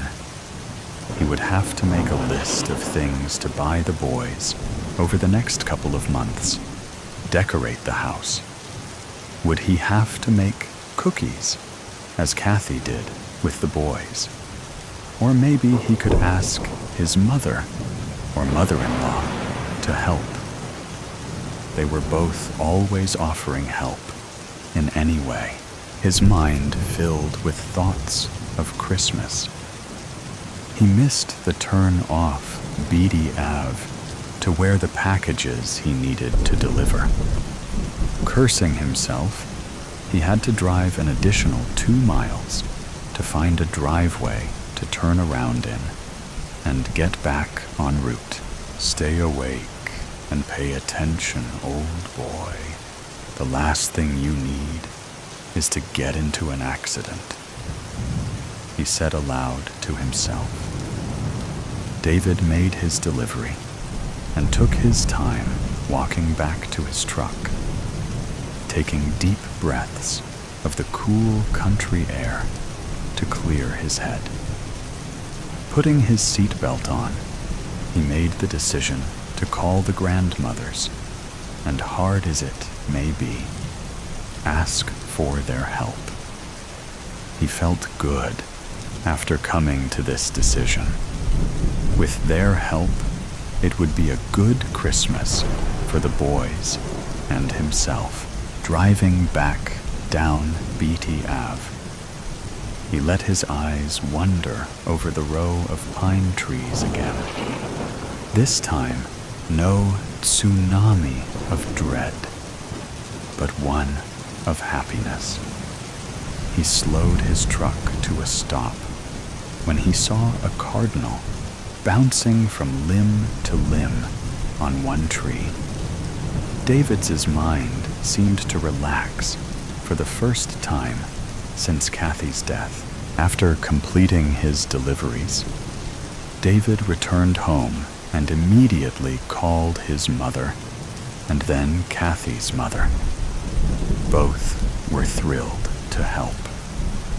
Over the next 2 months, the mothers talked to each other and made a schedule of when cookies would be baked and the tree put up. The boys were very excited to be spending time with the grandparents. Both grandfathers, after finding out what was going on, joined in. It was building up to be a good Christmas. 2 weeks after Thanksgiving, David loaded the boys in a truck he had borrowed from his brother and headed out. After 20 minutes of dancing around questions from the boy about where they were going, why did they need Uncle Jack's truck? David pulled over to the side of road next to the field of Christmas trees. "What are we doing here?" asked the oldest, Tommy. "Well, I think we need a tree, don't we?" David asked with a big smile on his face. All 3 boys looked out the window at the field of trees and began to cheer. Chad, the youngest, began making chopping motions with his hands. "Can I cut first?" he asked with a huge smile pinned to his face. "Here's the plan." David told his boys, "I was thinking we'd dig up the tree and bring it back home. Then, after Christmas, we can plant it in the backyard. What do you think?" "Mommy always loved Christmas trees," Chad said, still holding the smile on his face. But tears were gathering in his eyes. David could feel the mood in the truck change with Chad's statement. He inadvertently popped the happy ballon. He had to say something to bring joy and happiness back. "Yes," she did. "That is why I thought we could bring one home and keep it all year in the backyard," he said quickly, hoping this would help.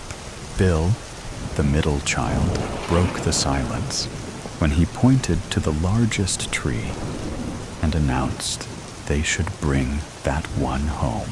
The other two boys cheered in agreement. "I love your idea." All David could get out before the boys were out of the truck and running across the field towards the large tree. David chuckled to himself and went to the back to pull out the shovels and wheelbarrow. Then followed the boys through the field. The boys were basically dancing around the tree they had chosen, even though it was at least 12 feet tall and wider than Uncle Jack's pickup. "Boys, boys." David had to call several times to get their attention. "That tree is way too tall to even fit into the truck, let alone in the house. We can just trim some off the bottom to make it fit," Tommy said, looking up and down the tree. "Even if we could make it fit, there is no way the four of us can carry it to the truck." "Buddy, I was thinking of this one." David pointed to the tree he had seen the cardinal in a few months ago. "It's kind of small," Chad announced, looking from the large tree to the smaller one his dad was standing next to. "Yeah, Dad, Chad is nearly as tall as that one," Tommy added. "We can put it on a table in the living room," Dived improvised. "Plus, digging this one out is going to hard enough." Tommy shook his head, then clapped his brothers on the shoulders. David geared himself up for a fight with Tommy. Since Kathy's death, Tommy seems to have decided he was suddenly a man and didn't need to be told anything by his father. "Come on, guys. Dad's right, that one will be easier to dig up and carry to the truck," Tommy said, shocking his father. The boys and their day spent the next hour digging and pulling on the tree to free it from its grasp on terra firma. Moving to the new tree to and into the truck took an additional 15 minutes. On their way home, they stopped by a gardening center to get new soil and a large yellow planter. Yellow was their mom's favorite color. While shopping, Chad explained to the salesperson the pot was to put their mother in for Christmas, and then put her in the backyard. David had to quickly explain exactly what they were doing. The salesperson smiled and laughed and stated she understood. When they arrived home, David and the boys moved the tree to the edge of the truck edge. They removed burlap they had wrapped around the roots. David instructed them to pull off the earth from the roots before they put it into the new pot. He then went inside to clean up and start making dinner. David had just started browning the meat when Tommy ran inside. "Dad! Dad, Dad!" he called, running into the kitchen. David pulled the pan off the burner and looked at his son. "Look what we found on the tree." Tommy had 3 small, whitish objects in his hand. "What are those?" David asked, whipping his hand on his shirt, then picking up one of the objects. "Looks like a stone, but didn't feel as heavy as it should have. I think they're finger bones," Tommy said, with a serious, straight face. "You see, the bigger one goes right here on your fingers." Tommy placed the longer of the bones on his finger between the first and second knuckle. "Well, Dr. Leet, you may be right," David said, with a little more concern in his voice than he meant to. "How many did you find?" "Just these 3, Tommy replied. "Tommy, we found some more funny stones," screamed Bill from the garage. David grabbed the remaining bones from Tommy's hand and put them on the kitchen counter, then pushed Tommy towards the garage. Once back in the garage, standing at the back of the truck, Chad was holding a hand full of bones that looked just like the ones Tommy had brought him.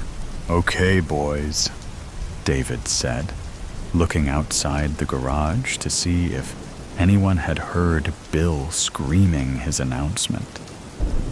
Not seeing anyone, he ushered the boys inside. "Let's get washed up for dinner now." "But Dad, we're not done yet," Chad mentioned as he pulled another clod of dirt off the root ball. David paused. "It will be easier once the dirt is all dried out." During dinner, David was quiet as the boys chatted endlessly while eating tacos. Halfway through dinner, David excused himself and took his cell phone into the living room. When he came back into the kitchen, he addressed the boys. "Guys?" David started, then took a deep breath before continuing. "Don't be." David's mind went blank. He wasn't sure how to continue. "What the matter, Dad?" Tommy asked through a mouthful of tacos. "No easy way to say this." David bravely started, then immediately faltered, looking in the faces of his sons. "Okay, here it is. The special rocks you found today, cleaning out the roots of the tree. I think they are bones from fingers." Tommy, who had made the discovery, was not surprised. Bill looked at his fingers, as if the bones might be his own. Chad took advantage of everyone else being occupied and grabbed the last taco.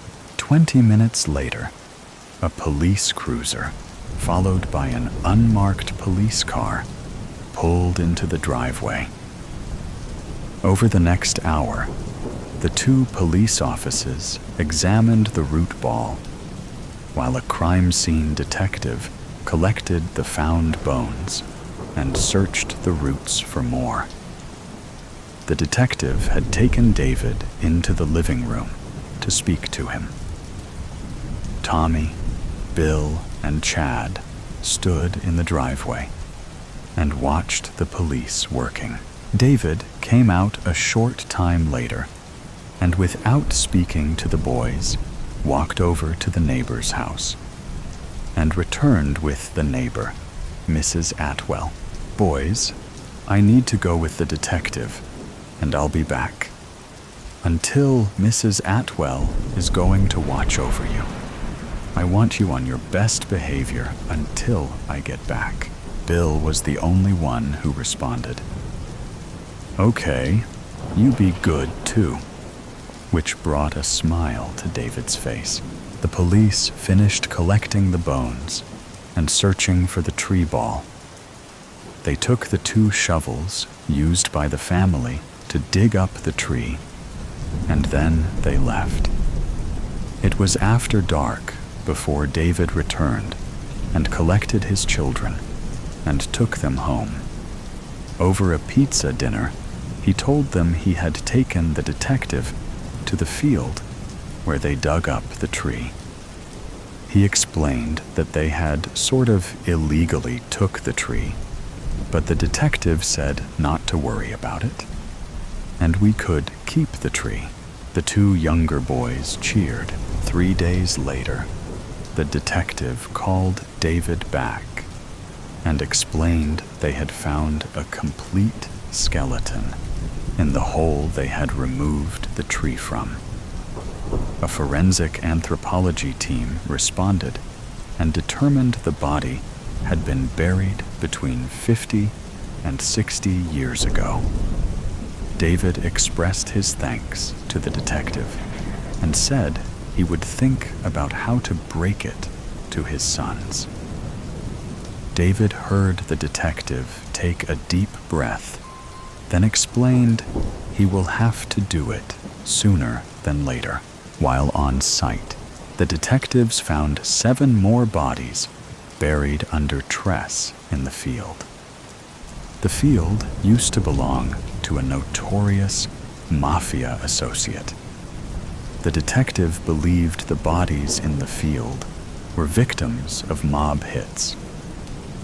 The news has already caught wind of the story, so they may be showing up for interview with the man who broke so many open homicide cases.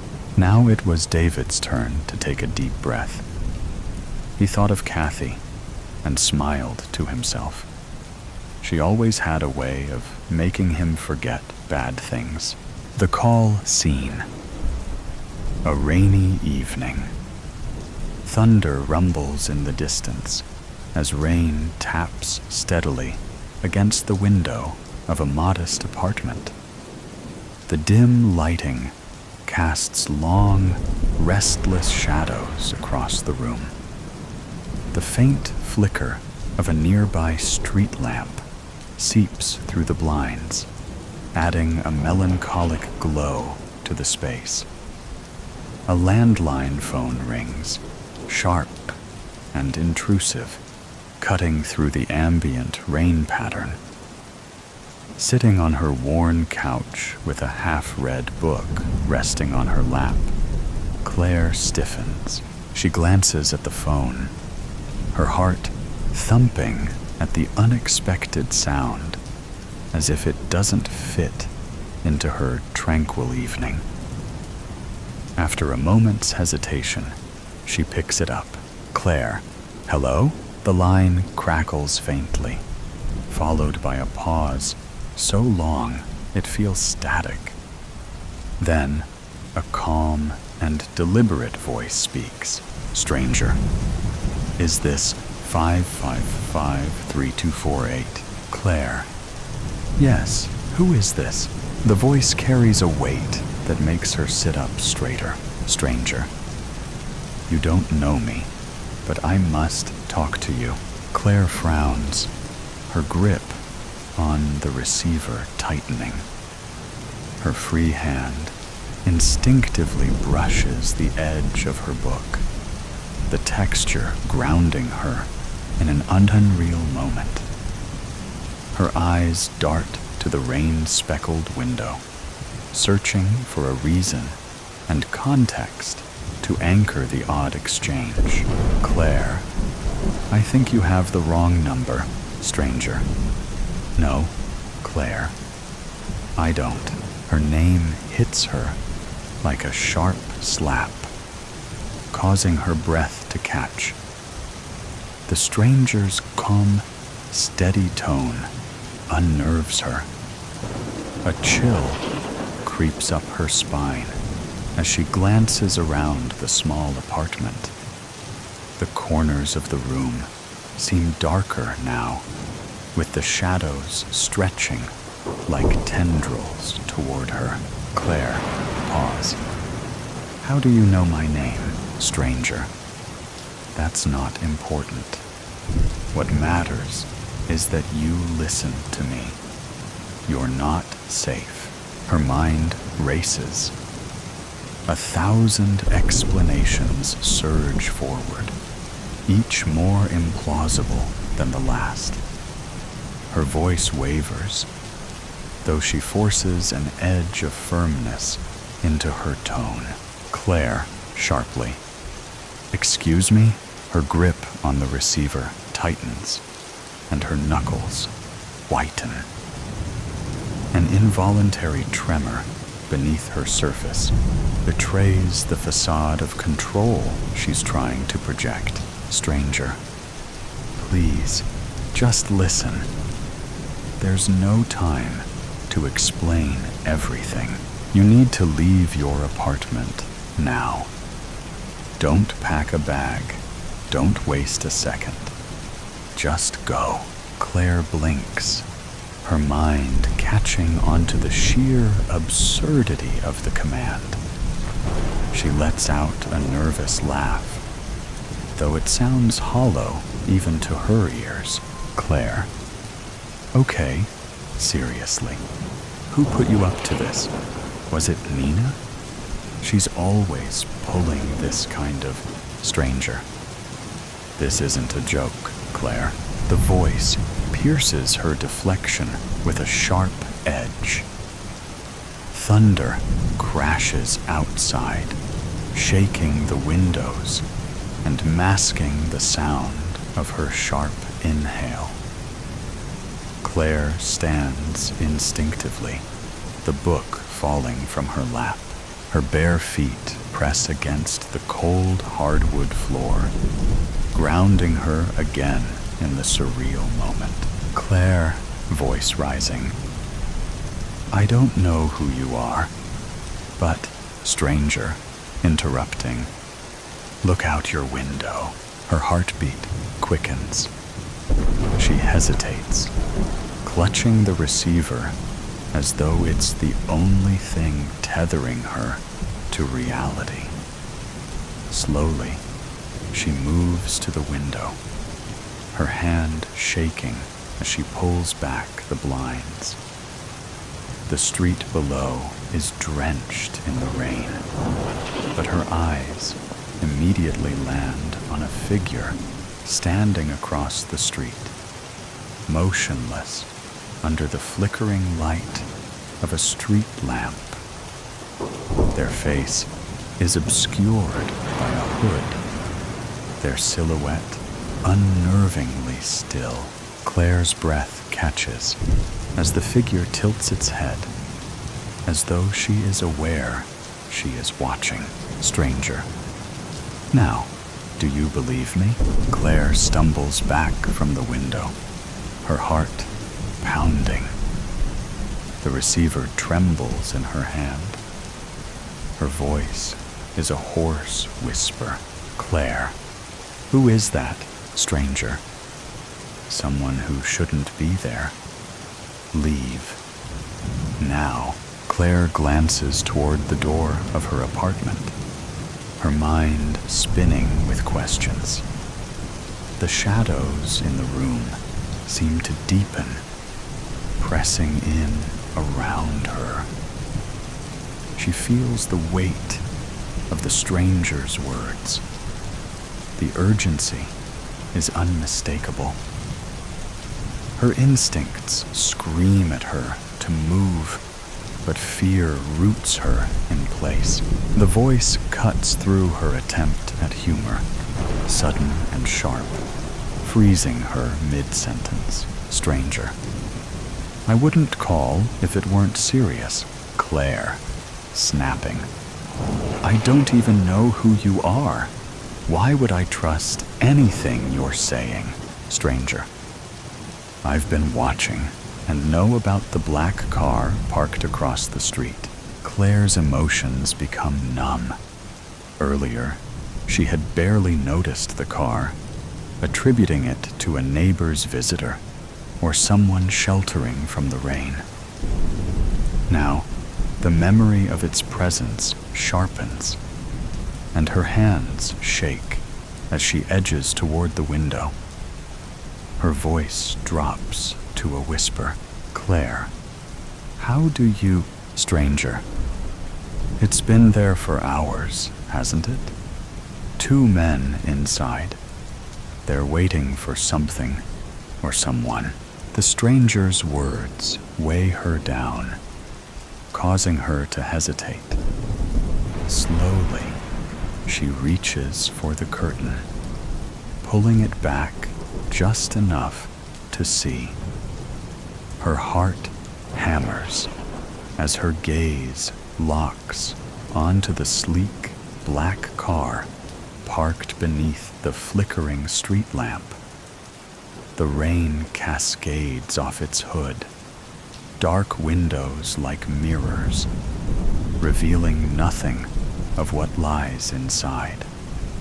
Her breath catches in her throat, her voice trembling as she forces the question out. Claire, voice trembling. Who are they, stranger? Not friends. That's all you need to know. Her stomach twists. Her mind races, trying to make sense of the situation. She looks back at the car as though staring long enough will unlock some clue to their presence. The thought of being watched targets claws at her sanity. Claire, hoarse whisper. Why would they be watching me, stranger? You have something they want. Or maybe someone you know does. It doesn't matter. People perceive you as a solitary figure. Her vision blurs with rising panic. She steps back from the window, her hand gripping the curtain, as though it's the only thing keeping her upright. Her eyes dart around the apartment, scanning the familiar clutter. Her jacket slung over a chair, an unopened stack of mail on the kitchen counter, and the half-empty glass of wine on the table, as if the answer might be hiding there. But nothing makes sense. Claire, frantic. I don't understand. I'm just an office manager. I don't... Stranger, interrupting, firm. Claire, focus. You're wasting time. Leave now. Take the fire escape. Don't use the front door. Her head spins. The idea of fleeing overwhelms her senses. Rain drums against the window, matching the frantic beat of her heart. She stumbles toward the couch, snatching up her phone and keys, her voice rising in a desperate plea. Claire, shaking her head. And go where, stranger? Anywhere but there. Head toward the train station. Don't stop until you're in a crowded place. She freezes, gripping the phone tightly, her knuckles white. Her voice drops to a whisper, tears threatening to spill. Claire, choking. I don't know if I can trust you. The line goes silent for a beat, but when the voice returns, it's colder, steelier, a warning, laced with urgency. Stranger, you don't have to trust me, but if you stay, they will come inside, and they won't knock. The words struck her deeply. A fresh wave of fear courses through her as a sound cuts through the rain. A distant car door shutting. Claire's breath hitches. She turns back to the window, pulling the curtain aside just enough to see a shadowy figure step out of the black car. Another figure follows, their movements deliberate and synchronized. One figure adjusts their coat, and for a fleeting moment, she notices the gleam of something metallic at their side. Stranger, urgently, "Claire, go now!" Her breath tightens in her throat. The phone slips from her hand, clattering onto the table as adrenaline takes over. She bolts for the window, leading to the fire escape, fumbling with the latch. The rain hisses against the glass, and the faint hum of voices from the street grows louder. She freezes as a sharp knock echoes from the front door. It's noisy, firm, and final. The sound reverberates through the apartment like a countdown.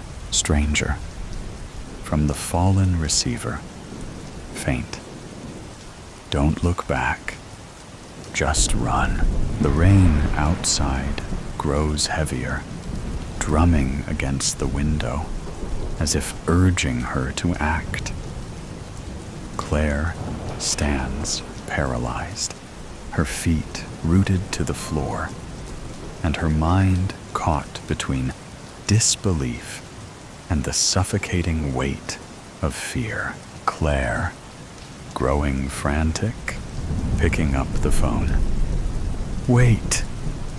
I need more than this. I need answers. Who are you? How do you know all of this?" There's a long pause on the other end. The silence is so profound that she can hear her shaky breaths. When the voice returns, it's softer, almost regretful.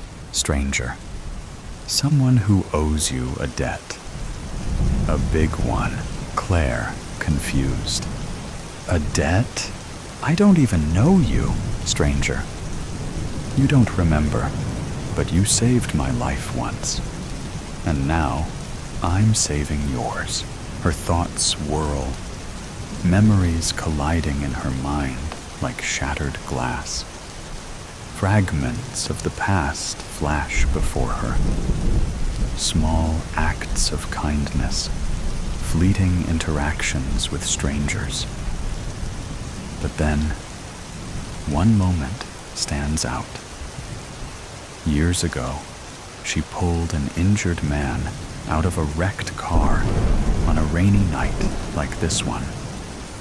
The metallic tang of blood, the desperate sound of his gasps, and her trembling hands pressed against his wound until paramedics arrived.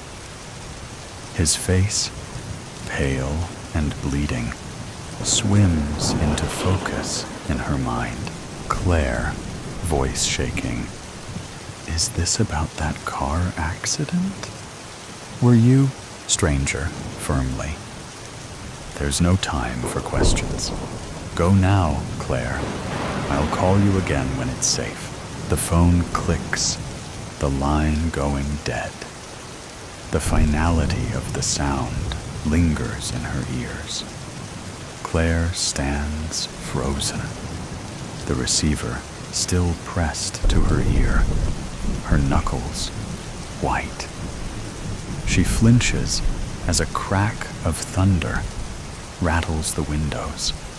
Slowly, she lowers the phone, her eyes drifting back to the window.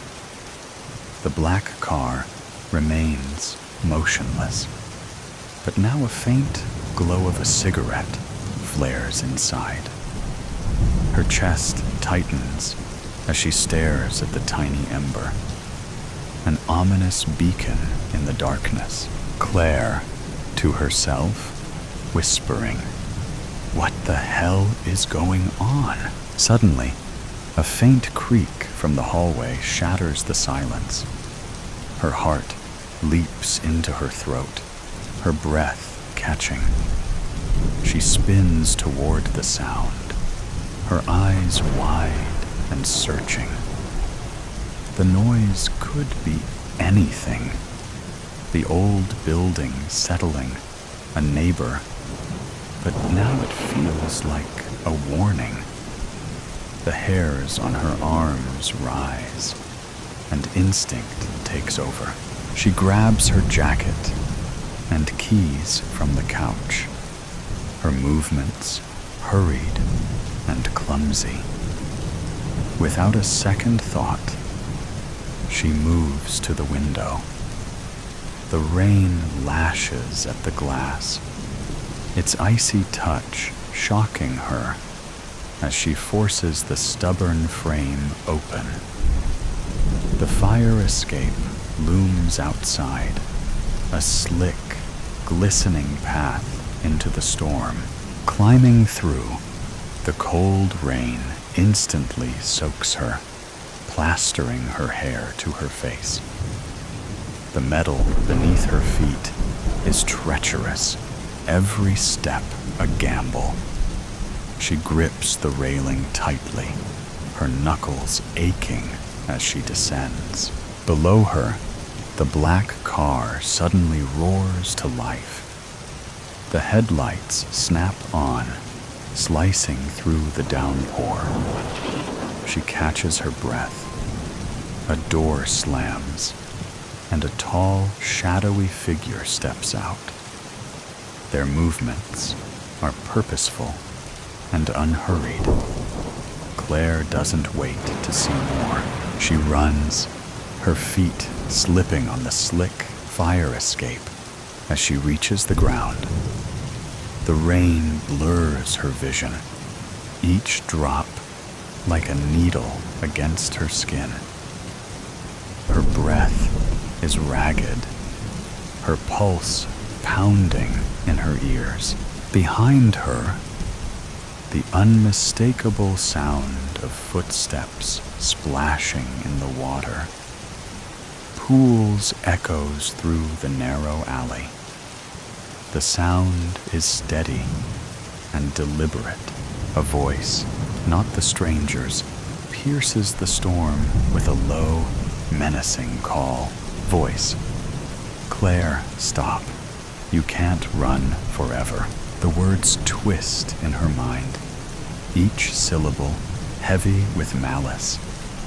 She doesn't look back. Every instinct screams at her to keep moving. She darts into an alley, her feet slipping on the wet concrete. The flickering street lamps overhead cast eerie shadows that seemed to chase her. Although the train station isn't far away, every step feels like a lifetime. Her muscles burn, her lungs ache, but she pushes forward, the stranger's voice echoing in her mind. Stranger's voice in her mind. You're not safe. As the rain intensifies, so does her determination. Each crack of thunder feels like a countdown. Each shadow is a threat. She is confident that she cannot stop. Whatever this is, whatever danger is hunting her, standing still means death. And Claire isn't ready to die. And on loop. Maverick Kotzen, 12/27/24, on loop. It was less than an hour after my surgery that I realized I would never be able to forgive my surgeon. Merely a week prior, I had walked into my surgeon's office to go over the final details leading up to the procedure. What to eat and drink beforehand. What to not do. And a reiteration of the risks in order to confirm that I really wanted the procedure. Ever since I had fallen off a rock swing and slammed my elbow into a rock, my right arm hadn't been able to move or even bend, leading me to be effectively half as useful as I used to be. The choice to get a full reconstruction of my elbow was not an easy one. The way it had broken, there were far less invasive and safer procedures that were available to me. I was hesitant, but my surgeon took my hand, assured me that it was the best course of action, and said, "It's going to be okay." 3 days before the procedure, my anxiety had only worsened, and my partner had done the best they could to comfort me. They told me that the risks were still low, and that this procedure would return to me the full mobility I had before my life was turned upside down. Friends had reached out, comforting me and wishing me a speedy recovery, as if I had already gone through with the operation. It felt as if I had already been altered, physically and personally, by the procedure, despite not even having the surgery yet. Even my dog knew something was off, as he wagged his tail and snuggled up next to me every night in my bed, instead of sleeping in his dog bed like he always does. It felt like the natural rhythm of my life had been disrupted, and that nothing would ever feel the same way it did. I began to fantasize and romanticize my life before the accident, as if it had been the peak of existence. This, of course, glosses over the struggles I was having earlier that year to pay rent, repair my relationship with my parents, and help a friend through an accidental pregnancy. Through the storm of thoughts, I clutched desperately to the mast of the boat, repeating as the next big wave came to hit me, "It's going to be okay."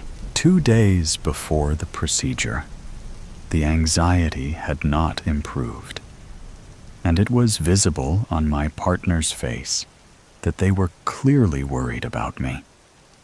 My despondency when I was asked questions, my inattentiveness when attempting tasks with one arm, and even my lack of appetite were just a few of the worrying symptoms that were beginning to present themselves en masse. Behind my back, my partner was contacting my friends, trying to coordinate some kind of effort to boost my mood, all while I more or less lay in my bed all day, watching daytime television and periodically getting up to use the restroom. In between naps and TV fever dreams, I had flashbacks to all of the warnings from friends and family about the procedure. "Are you sure you want to do this? What if you never fully recover? I don't know about this operation. Isn't there a considerable chance they screw up and just have to amputate your arm? I fully support you and your decision, but I want to make sure you've thought it through." These criticisms, at the time, seriously made me reconsider my decision. Ultimately, I decided to stay the course, but the decision to go against the better advice of my friends felt wrong even at the time. The weird and odd feeling of regret that washed over me every time I reassured them and told them I was going through with it only amplified the more people I talked to. Whenever I talked to anyone who knew me, the surgery would sooner or later come up, and I would have to wait during conversation until that dreaded moment came. My friends were with me, surgery or no, but the storm upon which my boat had been sailing only seemed to intensify, as big wave after big wave nearly broke my ship in two. Still clutching onto that mast of hope, as thoughts flowed freely in and out of my mind as I lay awake at midnight. It's going to be okay. 24 hours out from the procedure, my anxiety had completely paralyzed me. Even the most basic tasks, like brushing my teeth or going to the bathroom, felt like Herculean tasks that required tremendous effort. I turned off my phone at that point in order to calm my nerves, and had even sworn off television for the day. I just sat in my bed and read some of my favorite books, periodically taking breaks to stare out of the window. The surgery loomed like a dark cloud above my head, ready to rain over my head at any given moment and take full control of my consciousness. It dawned on me at that moment that this procedure, the one I had defended from friends and fought so hard to have, had largely come to define me as a person. At the very least, I had let it define me in many ways. Reflecting on my thoughts at the time, I am now able to see how completely enveloped I had been. Irony, though cruel. For it seemed that despite the fact that my elbow was about to be repaired, a part of me had been damaged in the process. Sure, I was to be fixed physically, but mentally, my anxiety and nervousness had never been higher. As I went to bed that night, the last thought I can remember is a gentle acceptance as the day of the surgery fast approached, and a comforting line: "It's going to be okay." On the morning of the surgery, my surgery, I was woken by my partner early in the morning. They gave me my water bottle, my clothes, and opened the door for me to get into the passenger seat of our car at a bright and sunny 4 a.m. By the time I got to the hospital, all events began to blend together. The reception, the being shown to the bed, and the surgeon's explanation of the preoperative all seemed like a free-flowing dream. The last memory I have right before going under anesthesia is of my partner holding my hand, whispering in a soft, reassuring tone, "It's going to be okay." As I would soon find out, it was not going to be okay. Based on the beginning of my story, you can guess how well my procedure went. 3 hours into the reconstruction of my elbow, a complication caused internal bleeding all throughout my arm. With no ability to stop it, they ended up having to amputate my arm from the elbow down. Upon waking, I felt phantom pain almost immediately, and would continue to feel that way for days after. My surgeon came into the room shortly after I awoke and tried consoling me. There was nothing I could have done. These things just happen sometimes. I'm sorry.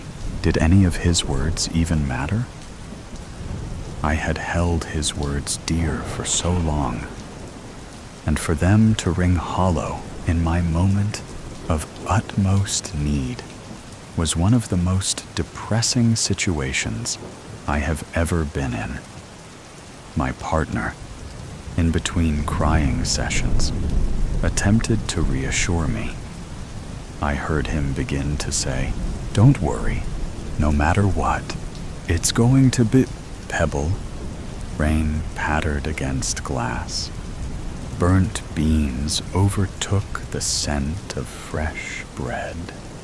Voices overlapped as stories were shared and gossip was spilled. The game played on the TV. We were winning. The buzz in the air was almost intoxicating. Even the rain couldn't dull it. Gray stared at the brown liquid. Steam rose, collecting into beads of sweat as his face hovered over the cream-colored mug. Blonde curls curtained flushed skin and bleeding lips as his teeth pulled at the delicate skin. He was in his own air. The buzz flowed around him. His ears were stuffed with the nectar of the past. It seeped out, dripped down his arm, burned through his skin, revealing scars that were hidden with years of neglect. Nails cracked as he dug into the wooden table. His mind swirled. The nectar was thick. It was creeping through the crevices of his head, consuming thoughts he pushed down and forcing him to face it. Metal filled his mouth as Gray bit down harder on his lips. Pain filled his face, and the sob got stuck in his throat. Taking a deep breath, he picked up the mug and took a sip of the bitter liquid.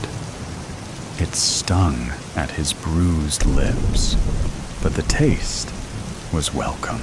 A deep breath led to long sigh, releasing tension as he slumped over the table. Pebble? He clinched his eyes closed as his mind flooded. The bricks of the dam slammed and slammed against the limit of his conscious as the memories flooded over him. Gray scrambled across the sticky ground. He gripped at the blood-soaked hoodie, pulling the small body into his arms. His fingers left trails as he rubbed at the bruised skin, hoping his touch would wake him up. Pebble, come on. What he thought was a yell was nothing more than a cracked whisper. Shaking hands gripped at curls that were just like his, just a bit brighter in color. He just kept repeating himself, holding the one good thing in his world, rocking him back and forth like he had to do to help him fall asleep just a couple years ago. A few feet away, smoke rose from the fifth cigarette lit today. It found its home between cracked lips. Lips that never once said anything that portrayed an ounce of care. Those lips belonged to a woman of dirty beauty. Beautiful blonde curls that have been passed along for generations framed a pretty pale face that was stressed by a chosen sickness. She stared at the scene, the bodies that were her offspring, at least by the doctor's words. But just 'cause the doctor said it doesn't mean she cares for it.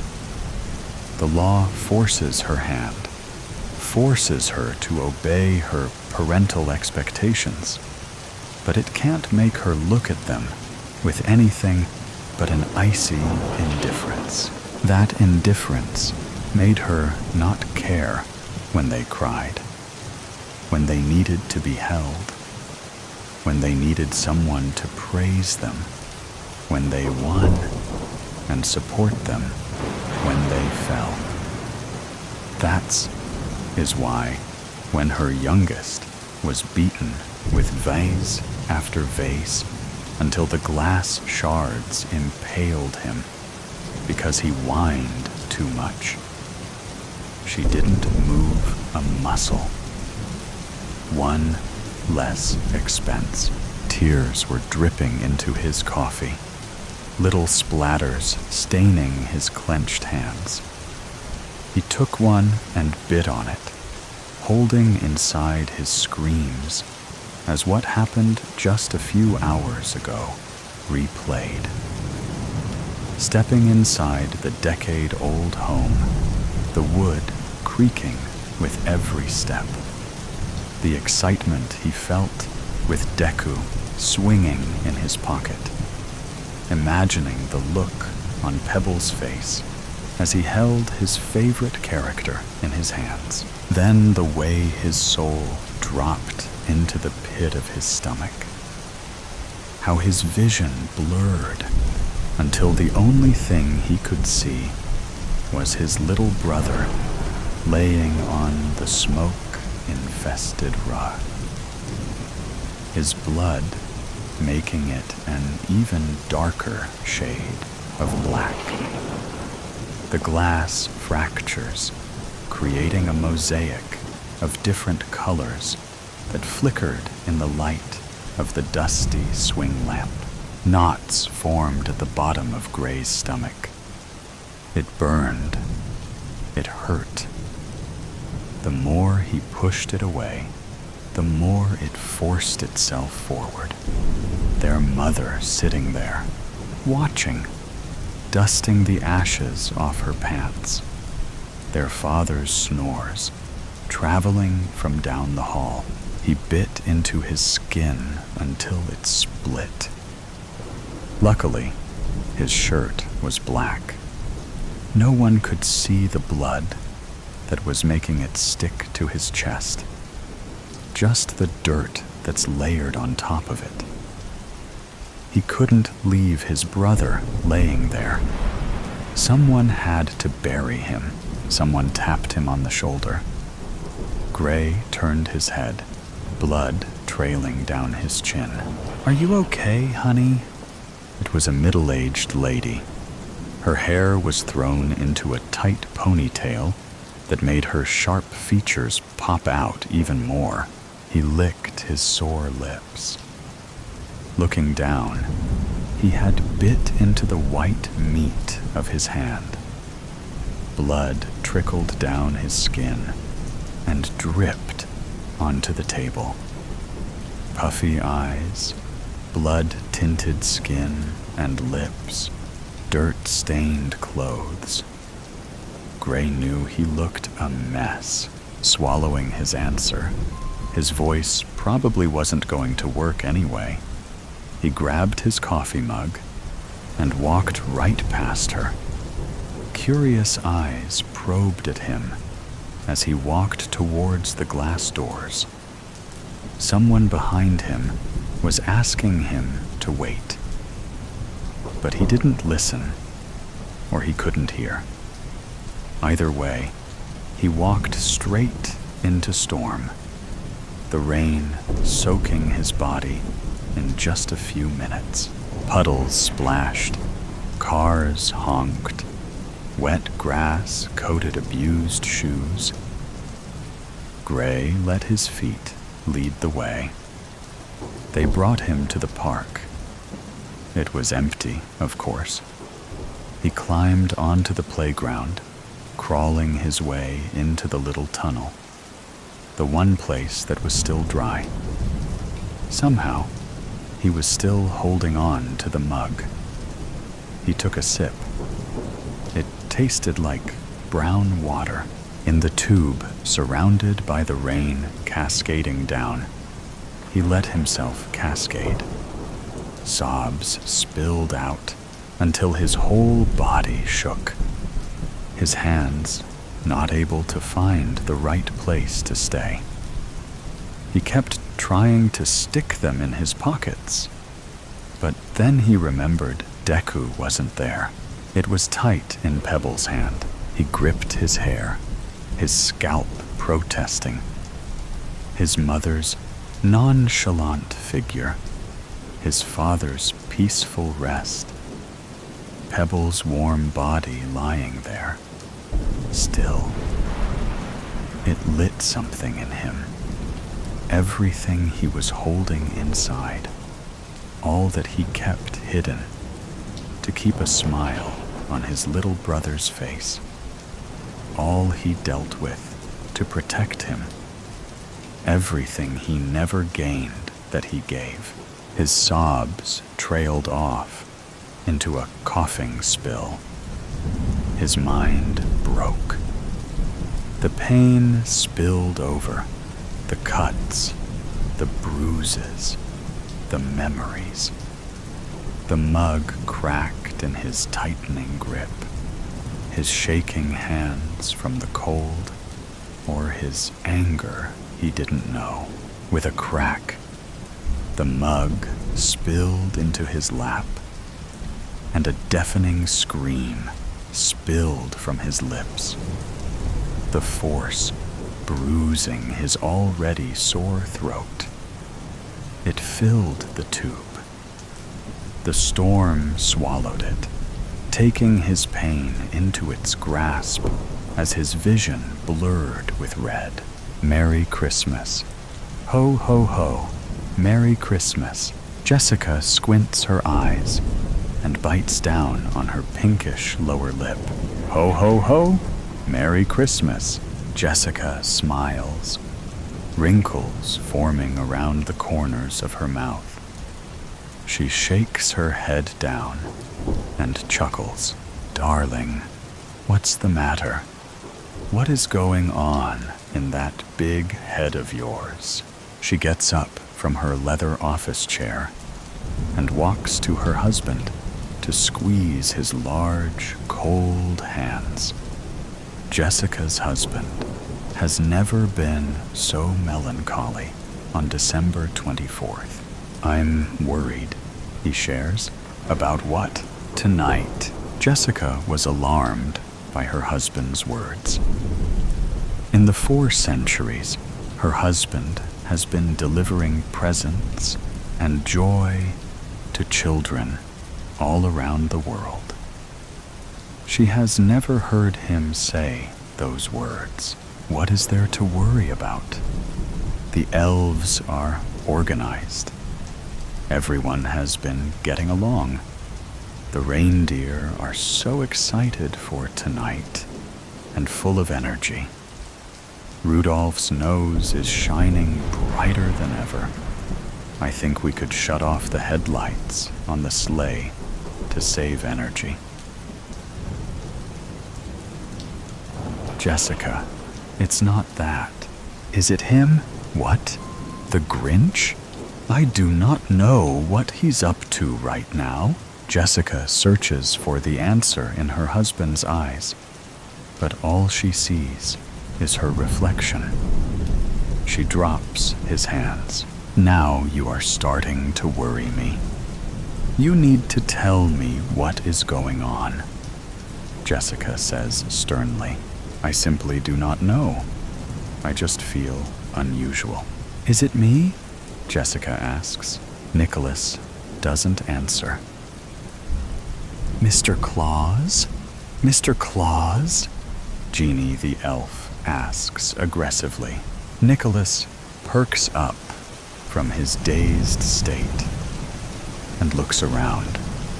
All the elves have stopped their work activities to observe the overweight man, normally jolly, sulk in his sleigh.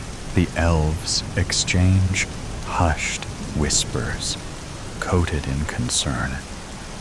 Not only is this moment instilling fear in them, but the Christmas operation is running behind. Why have you stopped? We need to get going. We need to be in New Zealand in 9 minutes, Nicholas yells.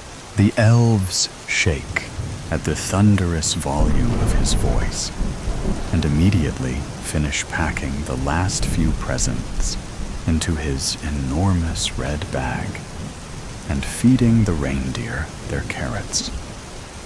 Nicholas has been delivering presents, or coal for the naughty children, for a few hours now.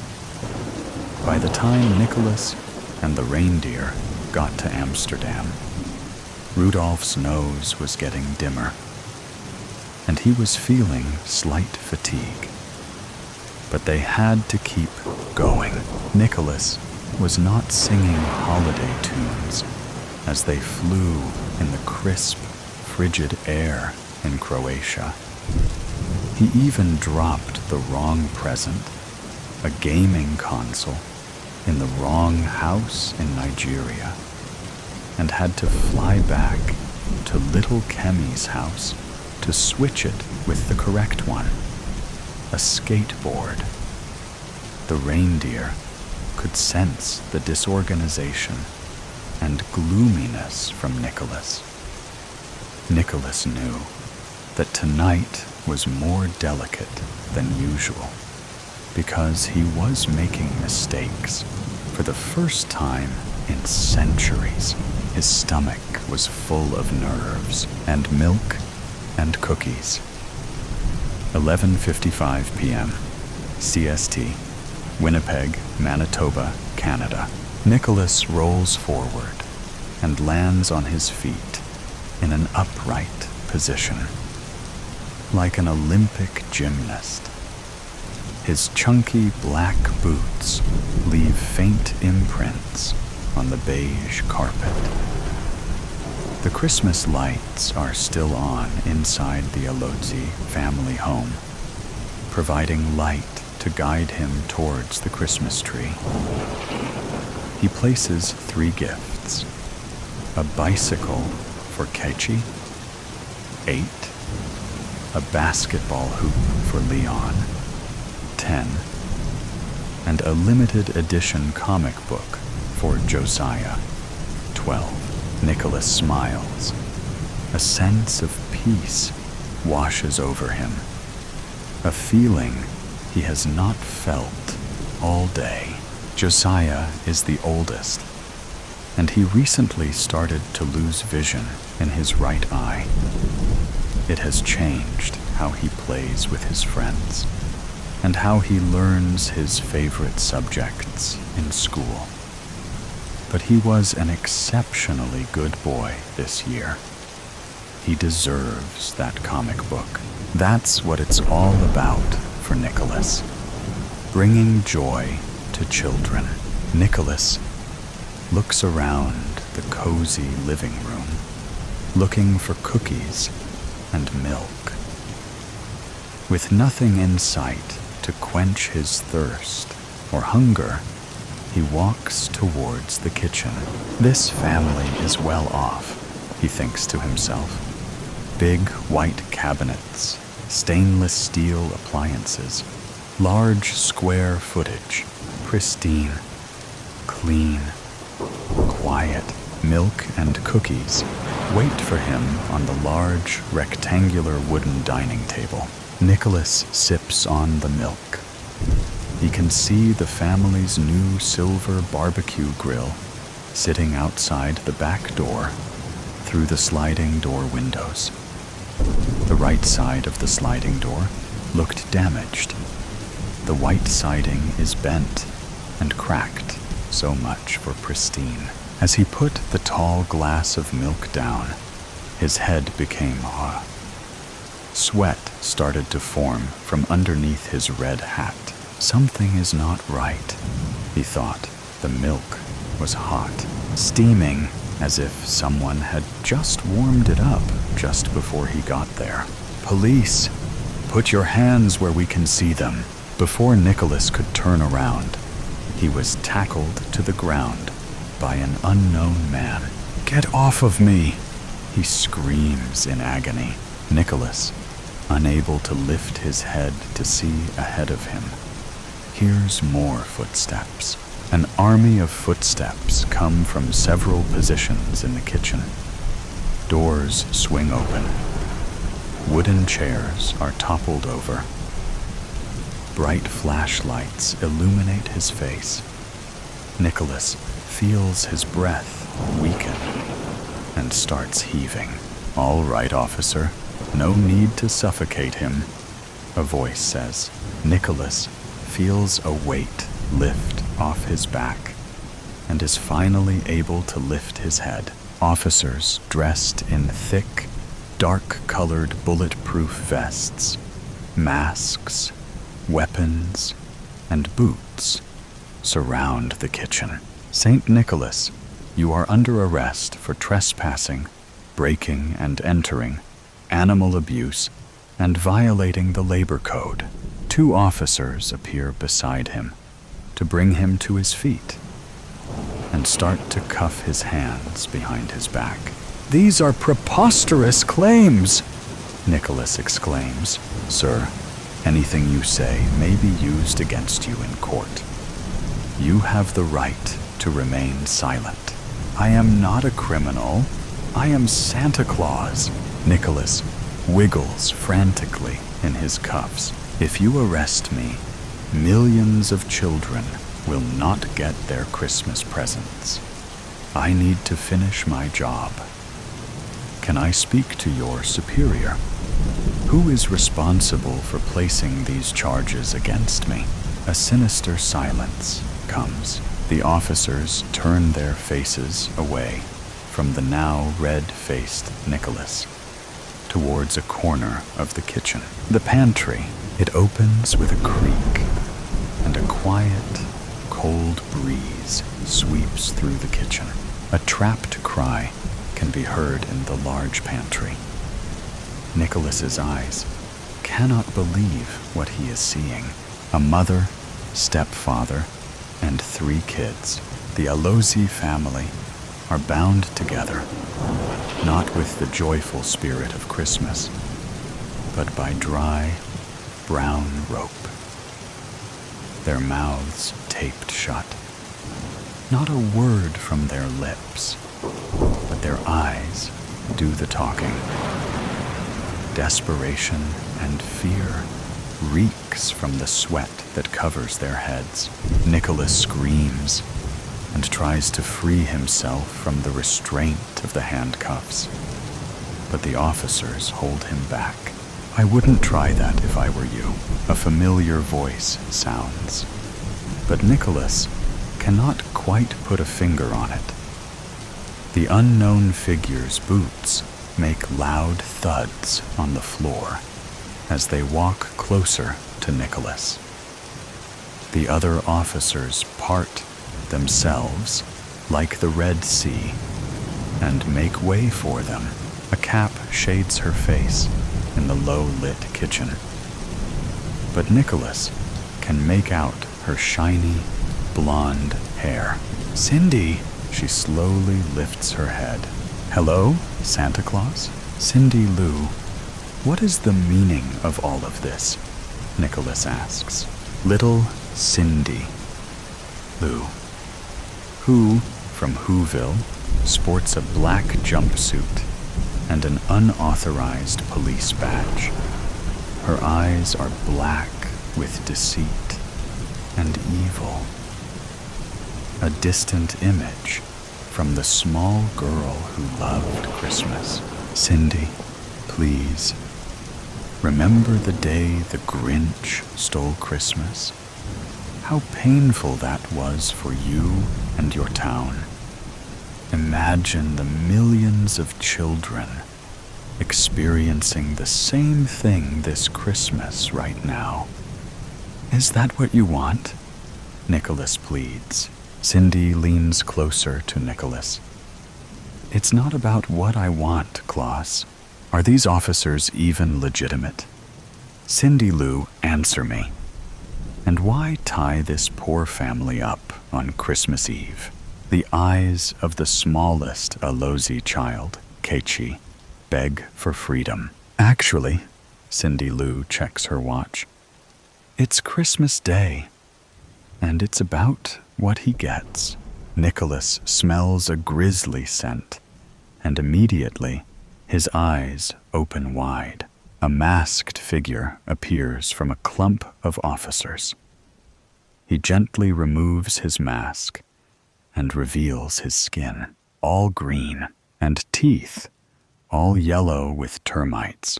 I should have known better, Nicholas whispers to himself. Merry Christmas, Santa Claus. Nicholas is enraged. Veins start to pop from his neck.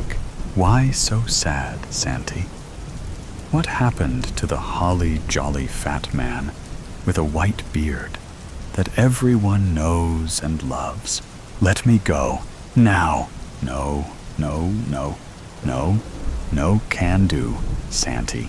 Nicholas uses his large body to push the officers, if they even are real Canadian authorities, off him. They fall to the ground, but Nicholas is still surrounded by several angry officers, ready to take him down. Cindy waves her gloved finger, instructing the officers to pounce on Father Christmas. A struggle ensues, and Nicholas is forced to the ground again. He fights with all his will, yelling and kicking with the most power an almost 2,000-year-old man could. Stop resisting, one officer demands. You need to comply, sir, another one says. Punch his fat belly if you need to. Or even better, kick his head, Cindy commands. Nicholas weakly lifts his head, and his fearful eyes drift towards the vile, green-skinned monster beside Cindy. He shows all his 55 crooked, revolting teeth. A bad banana. Suspect has his hand on a weapon, the monster shouts. Nicholas furrows his bushy eyebrows in confusion. He thinks to himself, I do not have my hand on a green Glock 17 appears between Nicholas's eyes, and it fierce with a deafening rumble. Ho, ho, ho, Merry Christmas, the Grinch hollers. So today's story has come to an end. Or perhaps it never really ended. There are mysteries still there, questions still unanswered, and sometimes things that seem to only exist in stories can creep into reality in unexpected ways. Are you sure that when you turn off the sound, everything around you will still be normal as before? Or is there something watching you? Either way, always remember that these are just stories, or at least we want to believe that they are. If you like moments of suspense, tension, and breathlessness, don't forget to follow me so you don't miss the next stories. And next time, when you come back, make sure you are ready, because what awaits you may be even scarier than you thought. See you again if you still have the courage to continue listening.